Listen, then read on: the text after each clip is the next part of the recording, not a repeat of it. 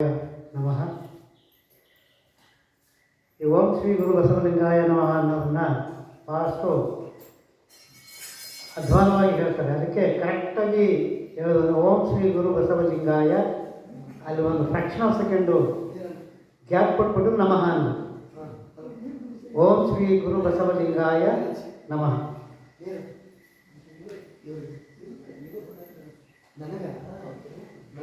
ಪರಮಪೂಜ್ಯರು ಸುಮಾರು ಒಂದು ವಾರದಿಂದ ಫೋನ್ ಮಾಡಿ ಹೇಳಿದ್ರಿ, ಇವತ್ತಿನ ಕಾರ್ಯಕ್ರಮಕ್ಕೆ ತಾವು ಆಗಮಿಸಬೇಕು ಅಂತ. ಅವ್ರು ಬರೀ ಹಲವೊಂದು ದಿನ ಸಾಕು ನಾನು ಓಡ್ಬಂದ್ಬಿಡ್ತಿದ್ದೆ, ಅವ್ರು ರಿಕ್ವೆಸ್ಟ್ ಮಾಡ್ಕೊಳ್ಳೋದು ಬೇಕಾಗಿರಲಿಲ್ಲ. ಯಾಕಂದರೆ ಈ ಆಶ್ರಮಕ್ಕೆ ಬರ್ಬೇಕಂದ್ರೆ ವೈದ್ಯಶ್ರೀಗಳನ್ನ ದರ್ಶನ ಮಾಡಿದಂಗೆ ಆಗುತ್ತೆ ಅಂತ ನನ್ನ ಅನಿಸಿಕೆ. ಇಂದಿನ 187ನೇ ಮಾಸಿಕ ಶಿವಾನುಭವ ಗೋಷ್ಠಿ ಮತ್ತು ಚಿನ್ಮಯ ಜ್ಞಾನಿ ಚನ್ನಬಸವಣ್ಣನವರ ಸ್ಮರಣೋತ್ಸವ ಕಾರ್ಯಕ್ರಮದಲ್ಲಿ ದಿವ್ಯ ಸಾನ್ನಿಧ್ಯವನ್ನು ವಹಿಸಿರ್ತಕ್ಕಂಥ ಪರಮ ಪೂಜ್ಯ ಶ್ರೀ ಬಸವಾನಂದ ಮಹಾಸ್ವಾಮಿಗಳವರ ಪಾದಕಮಲಗಳಲ್ಲಿ ಕೊಡಮಟ್ಟು. ಇವತ್ತು ಇನ್ನೊಬ್ಬರು ಅತಿಥಿಗಳಾಗಮಿಸಿದ್ದಾರೆ. ಪರಮ ಪೂಜ್ಯ ಶ್ರೀ ಮಹಾನಂದ ತಾಯಿಗಿರಿ ಮಠ ಬಸವ ಮಂಟಪ, ಹುಬ್ಬಳ್ಳಿ, ಮಹಾರಾಷ್ಟ್ರ. ನಾನು ಒಂದು ಸರಿ ಅಲ್ಲಿ ಹೋಗಿ ಬಂದಿದ್ದೀನಿ, ಅವರ ಆಶ್ರಮಕ್ಕೂ ಹೋಗಿ ಬಂದಿದ್ದೀನಿ. ಇವತ್ತು ಅವತ್ತಿರಲಿಲ್ಲ, ಅವರು ಅಕ್ಕಲಕೋಟೆ ಏನೋ ಹೋಗಿದ್ರು, ಒಂದು 2 ವರ್ಷದ ಹಿಂದೆ ಅನಿಸುತ್ತೆ. ಅಕ್ಕಲಕೋಟೆ ಹೋಗಿದ್ವಿ. ಇವತ್ತು ಅವರ ದರ್ಶನ ಆಯಿತು. ಮುಖ್ಯ ಅತಿಥಿಗಳಾದಂಥ ಸಣ್ಣಿಂಗಮ್ಮನವರೇ, ಮಲ್ಲನಗೌಡ ಬಸನಗೌಡ ಗೌಡ್ರೆ, ಸಿದ್ದರಪ್ಪ ಫಕೀರಪ್ಪ ಹಪ್ಪದವರೇ, ಸನ್ಮಾನ ಸ್ವೀಕರಿಸಿರ್ತಕ್ಕಂಥ ಪ್ರಸನ್ನ ಬಾಗಲಕಟ್ಟೆಯವರೇ, ಅಶ್ವಿನಿ ಪ್ರಸನ್ನ ಬಾಗಲಕಟ್ಟೆಯವರೇ, ಇವತ್ತು ಇಬ್ಬರು ಮಹನೀಯರು ಬಹಳ ಅತ್ಯಂತ ಆತ್ಮೀಯರು. ನನಗೆ ಮಾರ್ಗದರ್ಶನ ಮಾಡ್ತಕ್ಕಂಥವ್ರು ಅಂಗಡಿ ಗುರುಗಳು ಅವರು ಎಂ ಜಿ ಮುಳ್ಕರ್ ಅವರು ಬಂದಿದ್ದಾರೆ. ಬಸವ ಸಮಿತಿಯಲ್ಲಿ ಸುಮಾರು 4 ಕಾರ್ಯಕ್ರಮಗಳನ್ನು ನನಗೆ ಉಪನ್ಯಾಸ ಮಾಡೋಕ್ಕೆ ಕೊಟ್ಟಿದ್ದಾರೆ. ಅವ್ರು ಬಂದಿದ್ದು ನನಗೆ ಬೋನಸ್ ಅಂತ ನಾನು ಅನ್ಕೊತೀನಿ. ಇವತ್ತು ಎಂ ಜಿ ಮುಳ್ಕರ್ ಅವರು ನೋಡಿದ ತಕ್ಷಣ ನನಗೆ ಶರಣರನ್ನು ದರ್ಶನ ಮಾಡಿದಷ್ಟೇ ಆಹ್ಲಾದಕರ ವಾತಾವರಣ ನಿರ್ಮಾಣ ಆಗುತ್ತೆ. ಯಾವಾಗಲೂ ಅವಸರ ನೋಡ್ತೀವಿ, ನೀವು ಏನು ಬೇಕಾದ್ರೆ ಅವರಿಗೆ ಶರಣಾರ್ಥಿ ಅಂತಿರ್ತಾರೆ. ಅಂಥ ಸಹೃದಯಿ ಮುಳ್ಕೂರು ಹಾಗೂ ಅಂಗಡಿಯವರ ಸಮ್ಮುಖದಲ್ಲಿ ನಾನು ಇವತ್ತು ಉಪನ್ಯಾಸ ನೀಡ್ತಿದ್ದೀನಿ. ಅದು ನನ್ನ ಭಾಗ್ಯ ಅಂದ್ಕೊಂಡಿದ್ದೀನಿ. ಎಲ್ಲಕ್ಕಿಂತ ಹೆಚ್ಚಾಗಿ ನನ್ನ ಎದುರಿಗೆ ಕೊಡ್ತಿರ್ತಕ್ಕಂಥ ಎಲ್ಲ ಶಿವಸ್ವರೂಪಿಗಳ ಅಂತರಾತ್ಮಕ್ಕೆ ಹಣೆ ಮಾಡೋದು. ಇನ್ನೂ 3 ಜನ ನನ್ನ ಬಾಳಿನಲ್ಲಿ ಅತ್ಯಂತ ಪ್ರಮುಖ ಪಾತ್ರವನ್ನು ವಹಿಸಿದಂಥವರು. ಸುಮಾರು 25 ವರ್ಷ ನನಗೆ ಶರಣ ಸಿದ್ಧಾಂತ ಬಸವ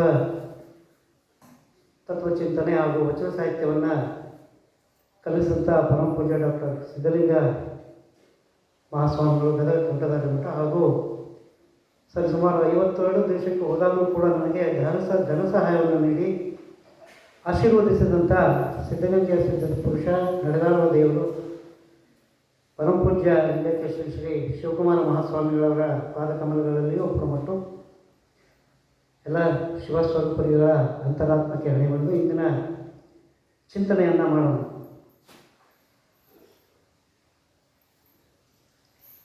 ಚನ್ನಬಸವಣ್ಣ ಅಂದ ತಕ್ಷಣ, ನಮ್ಮ ಕಿವಿಗೆ ಬಿದ್ದ ತಕ್ಷಣ ಒಂದು ರೋಮಾಂಚನ. ಆ ಒಂದು 24-25 ವರ್ಷದ ಆ ಮೂರ್ತಿ ನಮ್ಮ ಕಣ್ಣೆದುರಿಗೆ ಬಂದಿರುತ್ತದೆ.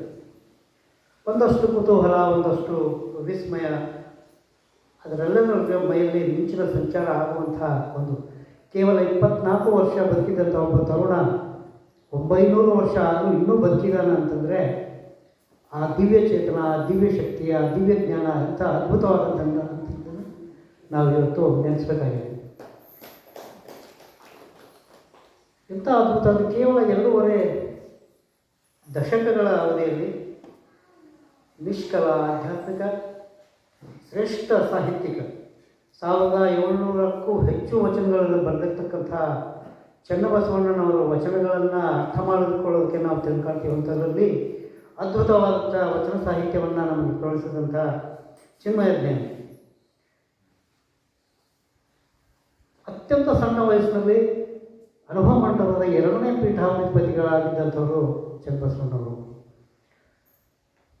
ಆದರೆ ನೋಡಿ, ಆ ವ್ಯಕ್ತಿತ್ವದ ಆಳ ಅಗಲ ಅರ್ಥಕೊಳ್ಳೋಕ್ಕೆ ನನಗನ್ನಿಸದೆ ಇನ್ನೂ ನಮಗೆ ಸಾಧ್ಯ ಆಗಿಲ್ಲ ಅಂತಲೇ ನನ್ನ ಅನಿಸಿಕೆ.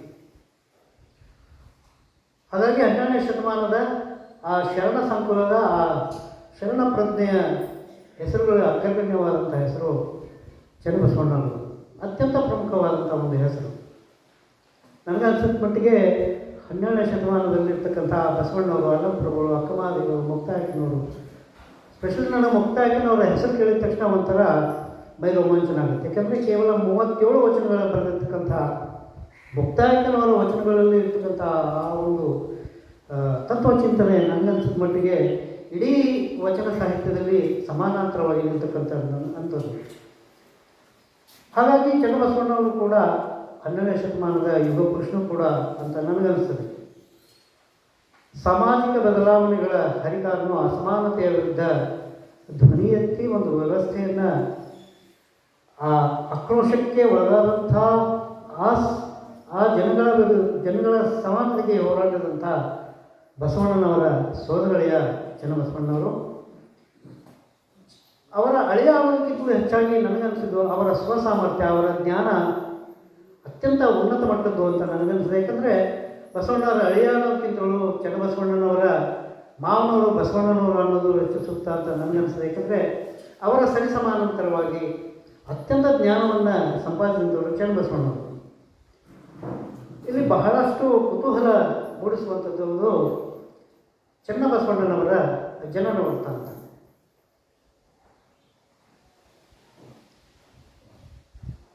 ಬಹಳಷ್ಟು ಕವಿಗಳು, ಬಸವಾದಿ ಶರಣರು ಕೂಡ ಅವರ ಜನನದ ಬಗ್ಗೆ ಉಲ್ಲೇಖವನ್ನು ಮಾಡ್ತಾರೆ. ಬಸವಣ್ಣನವರ ಸಹೋದರಿ ಅನುಭಾವಿ ಶರಣೆ ಅಕ್ಕ ನಾಗಮಾಂಬಿಕೆಯವರ ಪುತ್ರ ಶಿವದೇವರ ಪುತ್ರ ಚನ್ನಬಸವಣ್ಣವರು. ಅದೇ ನಾನು ಆಗಲೇ ಹೇಳಿದಾಗೆ ಅನೇಕ ಗ್ರಂಥಗಳಲ್ಲಿ ಇದು ಬರ್ತದೆ. 1369ನೇ ಇಸ್ವಿನಲ್ಲಿ ಬಂದಂಥ ಭೀಮಕವಿಯ ಬಸವ ಪುರಾಣದಲ್ಲಿ ಈ ಒಂದು ಚಿತ್ರಣ ಬರ್ತದೆ. ಅವನು ಬರೀತಾನೆ, ತರುಣಿ ನಾಗಾಂಬೆಯ ಸುಗರ್ಭದಿ ನಿರುಪಮ ಜ್ಞಾನ ಸ್ವರೂಪಂ ಪರಮಕಾರಣ ಚನ್ನಬಸವಂ ಉದ್ಭವಂ ಕೈದಂ ಅಂತ ಬರ್ತಂದರೆ ಅಕ್ಕ ನಾಗಾಯಿಯವರ ಉದರದಲ್ಲಿ ಜನಿಸಿರ್ತಕ್ಕಂಥವರು ಬಸವಣ್ಣವರು. ಇನ್ನು 1584ನೇ ಇಸ್ವಿಯಲ್ಲಿ ಬಂದಂಥ ವಿರೂಪಾಕ್ಷ ಪಂಡಿತನ ಚನ್ನಬಸವ ಪುರಾಣದಲ್ಲಿ ಕೂಡ ಬರ್ತದೆ. ನಮ್ಮಿ ಚಿತ್ಕಳಾಮೃತ ಪ್ರಸಾದಮಿದರು ನಿನ್ನ ಗರ್ಭದೊಳಗೆ ತೊಳಗುಮ್ಮಿ ಷಣ್ಮುಖ ಸ್ಥಿತ ಪ್ರಣವ ನಿರ್ಮಳ ರೂಪಣ ಶತಸ್ಥಲ ಬ್ರಹ್ಮಿ ಸಕಲ ಭೂತಳ ವಂದ್ಯ ನಗಣಿತಂ ಪವಾಡ ಪುರುಷಂ ಜನಿಪೆ ನಂದೀಶ್ವರಂ ನುಡಿಯುನು ಅಂತ ವಿರೂಪಾಕ್ಷ ಪಂಡಿತ ತನ್ನ ಚನ್ನಬಸವ ಪುರಾಣದಲ್ಲಿ ಬರೀತಾನೆ. ಇದಲ್ಲದೆ ಲಕ್ಕಣ ದಂಡೇಶನ ಶಿವತತ್ವ ಚಿಂತಾಮಣಿ, ಹಲಗೆ ಆಗಿನ ಶಿವನ ಸಂಪಾದನೆ, ಸಿದ್ಧಾನಂದೇಶನ ಗುರುರಾಜ ಚಾರಿತ್ರ್ಯ, ಶಾಂತಲಿಂಗ ದೇಶಿಕನ ಭೈರವೇಶ್ವರ ಕಾವ್ಯದ ಕಥಾಮಣಿ ಸೂತ್ರ ರತ್ನಾಕರ, ಅದೃಶ್ಯ ಕವಿಯ ಪ್ರೌಢದೇವರಾಯನ ಕಾವ್ಯ, ಚೆನ್ನಪ್ಪ ಕವಿಯ ಶರಣಲೀಲಾಮೃತ, ಪಾಲ್ಕುರ್ಗೆ ಸೋಮನಾಥನ ಚನ್ನಬಸವ ಸ್ತೋತ್ರ, ಸಿಂಗಿರಾಜನ ಸಿಂಗಿರಾಜ ಪುರಾಣ. ಇಲ್ಲಿ ನಾನು ಒಂದು ಕ್ಲಾರಿಫಿಕೇಷನನ್ನು ಕೊಟ್ಟು ಮುಂದೆ ಹೋಗ್ತೀನಿ. ಅಪ್ಪಗೆ ಭಾಳ ಚೆನ್ನಾಗಿ ಅರ್ಥ ಆಗುತ್ತದು. ಈ ಪುರಾಣ ಪುಣ್ಯ ಕಥೆಗಳು, ಶೂನ್ಯ ಸಂಪಾದನೆಗಳು ಇವೆಲ್ಲ ದ್ವೈತ ಸಿದ್ಧಾಂತದ ಪ್ರತಿಪಾದಕರು ಬರೆದಿರ್ತಕ್ಕಂಥ ಕಾವ್ಯಗಳು. ಅವು ಶುರುವಾಗದೆ ಶಿವನ ಕೈಲಾಸದ ಮೂಲಕ. ಅಂದರೆ ಅಲ್ಲಿ ಶಿವಪಾರ್ವತಿ ಕೂತಿರ್ತಾರೆ, ನಂದಿ ಅಲ್ಲಿರ್ತಾನೆ, ಅವನಿಗೆ ಶಾಪ ಕೊಡ್ತಾನೆ, ಅವನು ಭೂಮಿಗೆ ಬರ್ತಾನೆ, ಬಸವಣ್ಣನ ರೂಪದಲ್ಲಿರ್ತಾನೆ. ಹಾಗಾಗಿ ಇದು ದ್ವೈತ ಸಿದ್ಧಾಂತಗಳನ್ನು ಪ್ರತಿಪಾದಿಸ್ತಕ್ಕಂಥ ಎಲ್ಲ ಕಾವ್ಯ ಸ್ವರೂಪಗಳು. ಇವನ್ನು ನಾವು ಯಾಕೆ ಓದಬೇಕು? ಅದ್ವೈತ ಸಿದ್ಧಾಂತವನ್ನು ಪ್ರತಿಪಾದಿಸಿದ ಬಸವಾದಿ ಶರಣರ ಚಿತ್ರಣವನ್ನು ಇರ್ತಕ್ಕಂಥ ಈ ದ್ವೈತ ಕಾವ್ಯವನ್ನು ಯಾಕೆ ಓದಬೇಕು ಅಂತಂದರೆ, ಇವರು ಆ ಚಿತ್ರಣಗಳನ್ನು ಮಾಡ್ತಾ ಮಾಡ್ತಾ ಆ ಕಾಲಘಟ್ಟದ ಸಾಮಾಜಿಕ ಚಿಂತನೆ, ಆ ಕಾಲಘಟ್ಟದ ಕಾಯಕ ಮತ್ತು ದಾಸೋಹಗಳು, ವೇಷಭೂಷಣ, ಉಡುಗೆ ತೊಡುಗೆ, ಆ ಸಾಮಾಜಿಕ ವ್ಯವಸ್ಥೆಯನ್ನು ನಿರೂಪಣೆ ಮಾಡ್ತಾರೆ. ಹಾಗಾಗಿ ಎಲ್ಲ ಕವಿಕಾವ್ಯ ಪರಂಪರೆಗಳನ್ನು ಒಂದು ಸುವರ್ಣದ ಚೌಕಟ್ಟನ್ನು ಹಾಕಿ ಅವರು ಬರೆದಿರ್ತಾರೆ. ಸುವರ್ಣದ ಚೌಕಟ್ಟು ಅಂದರೆ ನಮ್ಮ ಈ ಅದ್ವೈತ ಸಿದ್ಧಾಂತ. ಈ ಸುವರ್ಣದ ಚೌಕಟ್ಟನ್ನು ಬಿಟ್ಟು ನಾವು ಮಾಡ್ತೀವಿ ಅಂತಂದರೆ ಫೋಟೋ ಕೆಳಗೆ ಬಿಡ್ತಾರೆ. ಹಾಗಾಗಿ ಇವುಗಳನ್ನು ನಾವು ಅದ್ವೈತ ಸ್ವರೂಪ ಚಿಂತನೆಯ ಆ ದಿಸೆಯಲ್ಲಿ ಅಧ್ಯಯನ ಮಾಡಬೇಕು. ದ್ವೈತ ಸಿದ್ಧಾಂತವನ್ನು ಪ್ರತಿಪಾದನೆ ಮಾಡ್ತವೆ ಅನ್ನೋದಕ್ಕಿಂತ ಹೆಚ್ಚಾಗಿ ಅವು ನಮಗೆ ಬಸವಾದಿ ಶರಣರ ಚಿಂತನೆಗಳನ್ನು ಕೊಡ್ತವೆ ಅಂತ. ಈ ಎಲ್ಲ ಪುರಾಣಗಳಲ್ಲಿ, ಶಿವನ ಸಂಪಾದನೆಗಳಲ್ಲಿ ಚನ್ನಬಸವಣ್ಣನವರ ತಾಯಿ ನಾಗಾಂಬಿಕೆ ಅಂತ ಹೇಳ್ತವೆ. ಆದರೆ ಅವರ ತಂದೆ ಶಿವದೇವ ಅನ್ನತಕ್ಕಂಥದ್ದನ್ನು ಸಿಂಗರಾಜ ಪುರಾಣದಲ್ಲಿ ಮಾತ್ರ ಉಲ್ಲೇಖ ಬರುತ್ತೆ. ಯಾಕಂದರೆ ಚನ್ನಬಸವಣ್ಣನವರ ಅಗಾಧ ಪ್ರಖರವಾದ ಬೆಳಕಿನಲ್ಲಿ ಶಿವದೇವರ ಆ ಒಂದು ಹೆಸರು ಬಿಟ್ಟೋಗಿರ್ಬೋದು ಅಂತ ನನ್ನ ಅನಿಸಿಕೆ. ಆ ಸಿಂಗರಾಜ ಪುರಾಣದಲ್ಲಿ ಅವ್ರು ಏನು ಬರೀತಾನೆ, ಸಂಸಾರ ಭ್ರಾಂತದಳಿಯಳಿಯ ಶಿವದೇವ ಮಗಳನಾಗ ನಾತಂಗಿ ಅಂತ ಬರೀತಾನೆ. ಅಂದರೆ ಚನ್ನಬಸವಣ್ಣನವರ ತಂದೆ ಶಿವದೇವ ಅಂತಕ್ಕಂಥದ್ದನ್ನು ಈ ಸಿಂಗರಾಜ ಪುರಾಣದಲ್ಲಿ ಬರ್ತದೆ. ಹೀಗೆ ಅನೇಕ ಶರಣರು ಕೂಡ ವಚನಗಳಲ್ಲಿ ಬಸವಣ್ಣನವರ ಅಳಿಯ ಚನ್ನಬಸವಣ್ಣ ಅಂತಕ್ಕಂಥದ್ದನ್ನು ಹೇಳ್ತಾರೆ. ಅದರಲ್ಲಿ ಉಗ್ಗಳಿಸುವ ಕಬ್ಬಿದೇವಯ್ಯನವರ ವಚನ ಅತ್ಯಂತ ಮಹತ್ವವನ್ನು ಪಡೀತದೆ. ಭಕ್ತಿ ಸ್ಥಳಕ್ಕೆ ಒಬ್ಬ, ಮಹೇಶ್ವರ ಸ್ಥಳಕ್ಕೆ ಒಬ್ಬ, ಪ್ರಸಾದಿ ಸ್ಥಳಕ್ಕೆ ಆತ ನಳಿಯನಲ್ಲ. ಬಸವಣ್ಣನವರ ಅಳಿಯ. ಪ್ರಾಣಲಿಂಗಿ ಸ್ಥಳಕ್ಕೆ 3, ಶರಣ ಸ್ಥಳಕ್ಕೆ 4, ಐಕ್ಯ ಸ್ಥಳಕ್ಕೆ ಅಕ್ಕನ ತಮ್ಮನಲ್ಲದಿಲ್ಲ. ಇಂತಿ ಕುರುಹಿನ ಬೆಂಬಳಿಯನ್ನರಿದು ಬಿಡುವರ ಬಿಟ್ಟು ತಡೆವರ ತಡೆಯುತ್ತಿದ್ದೇನೆ, ಕೂಡಲ ಸಂಘ ದೇವರಲ್ಲಿ ಬಸವಣ್ಣನ ಆರಿಕೆಯಾಗಿ ಅಂತಕ್ಕಂಥದ್ದನ್ನು ಉಗ್ಗಳಿಸುವ ಗಬ್ಬಿದೇವ ಬರೀತಾನೆ. ಪ್ರಸಾದಿ ಸ್ಥಳಕ್ಕೆ ಆತನ ಅಳಿಯ ಅಲ್ಲದಿಲ್ಲ ಅಂತಕ್ಕಂಥದ್ದು. ಆತನ ಅಳಿಯ ಅಂತಕ್ಕಂಥದ್ದು ಬಸವಣ್ಣನವರ ಅಳಿಯ ಅಂತಕ್ಕಂಥ ಚನ್ನಬಸವಣ್ಣವರು. ಇತ್ತ ಗಟ್ಟಿವಾಳಯ್ಯನವರ ಒಂದು ವಚನ ಅಕ್ಕನಾಗಲಾಂಬಿಕೆಯವರ ಪುತ್ರ ಅಂತಕ್ಕಂಥದ್ದನ್ನು ಹೇಳ್ತದೆ. ಕರವೂರ ನಿರಹಂಕಾರ ಸುಜ್ಞಾನಿ ದೇವಿಯರ ಅಂತ ವಚನ. ಇದು ಬಹಳ ದೀರ್ಘವಾದಂಥ ವಚನ. ಅದರಲ್ಲಿ ಬರೀದ್ರೆ ಅಕ್ಕನಾಗಲಾಂಬಿಕೆ ಎಮ್ಮನ ಬಸರಲ್ಲಿ ಬಂದರೆನ್ನಬಹುದೇ ಚನ್ನಬಸವಣ್ಣನ ಅಂತಕ್ಕಂಥ ಮಾತನ್ನು ಗಟ್ಟಿವಾಳಯ್ಯನವರು ಬರೀತಾರೆ. ಈ ಎಲ್ಲ ವಿವರಣೆಗಳನ್ನು ನಾವು ನೋಡಿದಾಗ ಅಕ್ಕ ನಾಗಲಾಂಬಿಕೆಯವರ ಪತಿ ಶಿವದೇವ ಅಂತಲೂ ಗೊತ್ತಾಗುತ್ತೆ. ಹಾಗಾಗಿ ಶಿವದೇವ ಆಮೇಲೆ ಅಕ್ಕ ನಾಗಾಂಬಿಕೆಯವರ ಪುತ್ರ ಚನ್ನಬಸವಣ್ಣವರು ಅಂತ ಗೊತ್ತಾಗುತ್ತೆ. ಈಗ ನಾನು ಆಗಲೇ ಹೇಳಿದಂಗೆ ಅನುಭವ ಮಂಟಪದ 2ನೇ ಪೀಠಾಧಿಪತಿಗಳಾಗಿ ಎಲ್ಲರಿಗೆ ಮಾರ್ಗದರ್ಶನ ಮಾಡಿದಂಥ ಯುವಕ. ನಾನು ಯುವಕ ಅಂತ ಯಾಕೆ ಇಲ್ಲಿ ಒತ್ತಿ ಹೇಳ್ತೀನಿ ಅಂದರೆ, ಅಂಥ ಒಂದು ಚಿಕ್ಕ ವಯಸ್ಸಿನಲ್ಲಿ ಅಂಥ ಒಂದು ದೊಡ್ಡದಾದಂಥ ಸಭೆಯನ್ನು, ಆ ಪೀಠಾಧ್ಯಕ್ಷತೆಯನ್ನು ವಹಿಸ್ಕೊಳ್ಬೇಕಾದ್ರೆ ಇಂಥ ಜ್ಞಾನವನ್ನು ಪಡೆದಿದ್ದರು ಚನ್ನಬಸವಣ್ಣ ಅಂತಕ್ಕಂಥದ್ದನ್ನು ನಾವಿಲ್ಲಿ ಗಮನಿಸಬೇಕು. ಯುವಕ ಯುವಕ ಯುವಕ ಅಂತಕ್ಕಂಥ ಅಂದರೆ ಯುವಕರ ಆ ಚೇತನವನ್ನು ಬಡಿದೆಬ್ಬಿಸೋದ್ರಲ್ಲಿ ಆ ಚನ್ನಬಸವಣ್ಣನವರ ಒಂದು ಹೆಸರು ಎಂಥ ಅದ್ಭುತವಾದಂಥ ಒಂದು ಚಿಂತನೆಯನ್ನು ಮಾಡ್ತದೆ ಅಂತಕ್ಕಂಥದ್ದು. ಇದಷ್ಟೇ ಅಲ್ಲದೆ ಕಲ್ಯಾಣ ಕ್ರಾಂತಿ ಆದಮೇಲೆ ಹೋರಾಟ ಮಾಡಿ ವಚನಗಳನ್ನು ಉಳಿಸುವಂಥ ಕೆಲಸವನ್ನು ಬಸವಣ್ಣ ಮಾಡ್ತಾರೆ. ಕಲ್ಯಾಣದಿಂದ ಉಳಿಯುವವರೆಗೂ ಆ ಒಂದು ದೊಡ್ಡದಾದ ಸೈನ್ಯವನ್ನು ಎದುರಿಸಿ ವಚನಗಳ ಕಟ್ಟುಗಳ ರಕ್ಷಣೆಯನ್ನು ಮಾಡ್ತಕ್ಕಂಥ ಜವಾಬ್ದಾರಿಯನ್ನು ವಹಿಸ್ಕೊಳ್ತಾರೆ. ಇದು ನಮ್ಮ ಯುವಕರಿಗೆ ಸ್ಫೂರ್ತಿಯಾಗತಕ್ಕಂಥ ಒಂದು ಚೇತನ. ಅವರು ರಚಿಸಿದಂಥ 1700ಕ್ಕೂ ಹೆಚ್ಚು, ನಮಗೆ ಈಗ ಲಭ್ಯವಾಗಿರೋದು 1776 ವಚನಗಳು. ಅಂದರೆ ನಮ್ಮ ವಚನ ಸಂಪುಟದಲ್ಲಿ ಪ್ರಿಂಟ್ ಆಗಿರ್ತಕ್ಕಂಥದ್ದು. ನಾನು ಆಗಲೇ ಹೇಳಿದಂಗೆ ಬಹಳ ಒಂದು ಜ್ಞಾನಾಮೃತ ತುಂಬಿದಂಥ ವಚನಗಳು. ಆ ಬೆಳಗಿನ ವಚನಗಳನ್ನು ಅನ್ನೋದಕ್ಕಿಂತ ಹೆಚ್ಚಾಗಿ ಅತ್ಯಂತ ಪ್ರಖರವಾದ ಜ್ಞಾನವಂತ ತುಂಬಿಕೊಂಡಂಥ ವಚನಗಳು ಶತಸ್ಥಲ ಬ್ರಹ್ಮಿ ಚನ್ನಬಸವಣ್ಣನವರ ವಚನಗಳು. ಅಷ್ಟಾವರಣ, ಪಂಚಾಚಾರ, ಶತಸ್ಥಲ, ನಡೆನುಡಿ ಪ್ರಕ್ರಿಯೆ, ಈ ಎಲ್ಲ ವಿವರಣೆಗಳನ್ನು ನಾವು ವಚನಗಳಲ್ಲಿ ಕಾಣ್ಬೋದು. ವೆರಿ ವೆರಿ ಇಂಟ್ರೆಸ್ಟಿಂಗ್ ಅಂತಂದರೆ, ಅವರು ಒಬ್ಬ ಖಗೋಳ ವಿಜ್ಞಾನಿ ಹಾಗೂ ಒಬ್ಬ ಹ್ಯೂಮನ್ ಅನಾಟಮಿಯನ್ನು ಅಭ್ಯಾಸ ಮಾಡಿದಂಥ ಒಬ್ಬ ಡಾಕ್ಟ್ರು, ವೈದ್ಯರು. ನೀವು ಕನ್ನಡ ಹಾಸಿಗೆಯನ್ನು ಸಂಪೂರ್ಣವಾಗಿ ಆ MBBSನವರು ಓದ್ತಾರಲ್ಲ, ಹ್ಯೂಮನ್ ಅನಾಟಮಿ ಅಂತ ಒಂದು ಚಾಪ್ಟರ್ನ ಓದ್ತಾ ಇದ್ದರೆ, ಆ ಚಾಪ್ಟರ್ನ ಓದ್ತಾ ಇದ್ದರೆ ಅವರು ಎಂಥ ಒಂದು ಅದ್ಭುತವಾದಂಥ ಸರ್ಜನ್ ಆಗಿದ್ದರು ಅಂತಕ್ಕಂಥ ಮಾತನ್ನು ನಾವು ಇಲ್ಲಿ ಹೇಳ್ಬೋದು. ಖಗೋಳ ವಿಜ್ಞಾನದಲ್ಲಿ ಅಂತೂ ಅದ್ಭುತವಾದಂಥ ಒಂದು ಚಿಂತನೆಯನ್ನು ಅವರ ವಚನಗಳಲ್ಲಿ ನಾವು ಕಾಣ್ಬೋದು. ಸೂರ್ಯಚಂದ್ರನ ಡಿಸ್ಟನ್ಸನ್ನು ಕೂಡ ಆ ವಚನಗಳಲ್ಲಿ ಅವರು ಮೆನ್ಷನ್ ಮಾಡಿದ್ದಾರೆ. ಆ ಗ್ರಹಗಳ ಗತಿಗಳನ್ನು ಕೂಡ ಅವರು ಮೆನ್ಷನ್ ಮಾಡಿದ್ದಾರೆ. ಒಬ್ಬ ಖಗೋಳ ವಿಜ್ಞಾನಿ ಹಾಗೂ ಒಬ್ಬ ಡಾಕ್ಟರ್. ನಮ್ಮ ಇಡೀ ದೇಹದಲ್ಲಿ ಹ್ಯೂಮನ್ ಅನಾಟಮಿ ಸ್ಟಡಿ ಮಾಡಿದರೆ 72,000 ನರತಂತುಗಳಿವೆ. ಆ ಒಂದೊಂದು ನರತಂತುಗಳಿಗೂ ಒಂದೊಂದು ಹೆಸರನ್ನು ವೈದ್ಯಕೀಯ ವಿಜ್ಞಾನದಲ್ಲಿ ಕೊಡ್ತಾರೆ. ನಾನು all India institute of medical ಸೈನ್ಸ್ನಲ್ಲಿ ಕನ್ನಡ ಸೇನೆ ಬಗ್ಗೆ ಮಾತನಾಡೋಕ್ಕೆ ಹೋದಾಗ ನಾನು ಹೇಳ್ತಾ ಇದ್ದು 2012-13ರಲ್ಲಿ ದೆಹಲಿನಲ್ಲಿ ಆಲ್ ಇಂಡಿಯಾ ಅಂದರೆ ವಚನಗಳಲ್ಲಿ ವೈಜ್ಞಾನಿಕತೆ ಬಗ್ಗೆ ಮಾತನಾಡಬೇಕಾದ್ರೆ ಕನ್ನಡ ಹಾಸಿಗೆಯನ್ನು ಬಿಟ್ಟು ಮಾತನಾಡೋಕ್ಕೆ ಸಾಧ್ಯನೇ ಇಲ್ಲ. ನಾವು 72,000 ತಂತ್ರಗಳು ಇದ್ವು ಅಂತಕ್ಕಂಥ ವಿಷಯವನ್ನು ಕನ್ನಡ ಹಾಸಿಗೆಯಲ್ಲಿ ಅವರು ಬರೀತಾರೆ. ನಮ್ಮ ಈ ವೈದ್ಯಕೀಯ ವಿಜ್ಞಾನ ವಿಕಸಿತ ಆಗಿದ್ದೆ 17ನೇ ಶತಮಾನದಿಂದ ಇತ್ತೀಚೆಗೆ. ನೀವು ಪುಣೆಯ ಸುತ್ತಮುತ್ತ ನೀವು ಸುತ್ತಾಡಿದ್ರೆ ಗೊತ್ತಾಗುತ್ತೆ. ಪ್ಲಾಸ್ಟಿಕ್ ಸರ್ಜರಿ ಅಂತಕ್ಕಂಥದ್ದನ್ನು ಪುಣೆಯಲ್ಲಿ ಪ್ರಾಕ್ಟೀಸ್ ಮಾಡ್ತಾಯಿದ್ರು. ಮೂಗಿದ್ರೆ ಬೇರೆ ಮೂಗನ್ನು ಅನಿಸೋದು. ನಾವಲ್ಲಿ ಸುಮಾರು ಮಹಾಬಲೇಶ್ವರ ಪುಣೆ ಸುತ್ತಮುತ್ತಲು 3 ತಿಂಗಳು ಕಳೆದಿದ್ದೀವಿ. ಸರಿಸುಮಾರು 18ನೇ ಶತಮಾನದಷ್ಟೊತ್ತಿಗೆ ಬ್ರಿಟಿಷ್ ಬಂದಾಗ ಎಲ್ಲ ಆ ವೈಜ್ಞಾನಿಕ ಚಿಂತನೆಗಳಿರುವ ಲೇಖನಗಳನ್ನು FRCS fellow royal college of surgery ಅವರು ತೆಗೆದುಕೊಂಡು ಹೋಗಿ ಪ್ಲಾಸ್ಟಿಕ್ ಸರ್ಜರಿಯನ್ನು ನಾವು ಸಂಶೋಧನೆ ಮಾಡಿದ್ದೀವಿ ಅಂತ ಹೇಳಿ ಪೇಟೆಂಟನ್ನು ಮಾಡ್ಕೊಳ್ತಾರೆ. ಆದರೆ ಆ್ಯಕ್ಚುಲ್ ಪೇಟೆಂಟು ನಮ್ಮ ಭಾರತೀಯ ಹಿರಿಯರು. ಇದು ನಮಗೆ ಹೆಮ್ಮೆಯ ಸಂಗತಿಯಾಗುತ್ತೆ.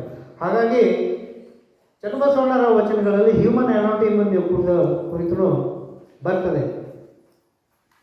ಅತ್ಯಂತ ಶಕ್ತಿಯುತವಾದ ಎಲುಬು ಯಾವುದು ಅಂತಕ್ಕಂಥದ್ದನ್ನು ಕೂಡ ಚನ್ನಬಸವಣ್ಣರ ವಚನಗಳಲ್ಲಿ ನಾವು ಕಾಣಬಹುದು. ಬರೀ ಶಸ್ತ್ರ ಚಕ್ರವರ್ತಿ ಅಂತಂದರೆ ಸಾಕಾಗೋದಿಲ್ಲ. ವೈಜ್ಞಾನಿಕ ಚಕ್ರವರ್ತಿ ಎಂಬುದು ಭೂಗೋಳ ಚಕ್ರವರ್ತಿ ಅನ್ನೋದು ಚನ್ನಬಸವಣ್ಣನನ್ನು ನಾವು ಕಲಿಬೋದು. ಈ ಎಲ್ಲ ವೈಜ್ಞಾನಿಕ ಸೂತ್ರಗಳನ್ನು ನಮಗೆ ಕಲಿಸ್ಕೊಟ್ಟಂಥ ಚನ್ನಬಸವಣ್ಣನವರನ್ನು ಇವತ್ತಿನ ದಿನ ನಾವು ನೆನೆಸ್ಕೊಳ್ತಾ ಇದ್ದೀವಲ್ಲ, ಅದು ನಮ್ಮ ಪೂರ್ವಜನ್ಮದ ಸುಕೃತ ಅಂತ ನನಗನ್ನಿಸ್ತದೆ. ಆಗಲೇ ಹೇಳಿದಂಗೆ ಅನುಭವ ಮಟ್ಟದಲ್ಲಿ ಅತ್ಯಂತ ಕಿರಿಯ ವಯಸ್ಸಿನಲ್ಲಿ ಅವರು ಎಷ್ಟು ಜವಾಬ್ದಾರಿಯುತವಾಗಿ ಆ ಅನುಭವ ಮಟ್ಟವನ್ನು ನಡೆಸ್ತಾರೆ ಅಂದರೆ,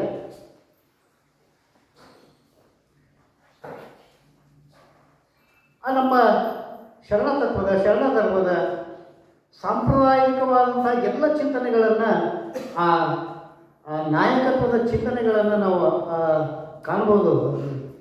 ಷಟಸ್ಥಲಕ್ಕನುಸಾರವಾಗಿ ನೆಲೆಯನ್ನು ಸಂಕಲ್ಪಿಸಿದಂಥ ವಚನಗಳನ್ನು ಅವರು ಆ ಹನುಮ ಮಂಟಪದಲ್ಲಿ ಚಿಂತನೆಯನ್ನು ಮಾಡ್ತಾರೆ. ಅತ್ಯಂತ ಪ್ರಖರವಾಗಿ ಅವರು ಸಿದ್ಧಾಂತವನ್ನು ಮಂಡಿಸೋದು ಲಿಂಗಾಯತ ಧರ್ಮದ ಸಿದ್ಧಾಂತಗಳು.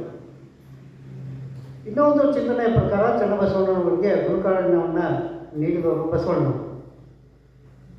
ಬಸವಣ್ಣನವರ ಕರಕಮಲ ಸಂಜಾತರಾಗಿ ಬೆಳೆದಂಥವರು ಚನ್ನಬಸವಣ್ಣವರು. ಸ್ವತಃ ಚನ್ನಬಸವಣ್ಣವರು ತಮ್ಮ ಒಂದು ವಚನದಲ್ಲಿ ಬಸವಣ್ಣನವರನ್ನು ನೆನೆಸ್ತಾರೆ. ಅನೇಕ ವಚನಗಳನ್ನು ಬಸವಣ್ಣನವರನ್ನು ಕುರಿತಂತೆ ಚನ್ನಬಸವರು ಬರೆದಿದ್ದಾರೆ. ಅದರಲ್ಲಿ ಒಂದು ವಚನವನ್ನು ನಾನಿಲ್ಲಿ ಉಲ್ಲೇಖ ಮಾಡೋಕ್ಕೆ ಇಷ್ಟಪಡ್ತೀನಿ.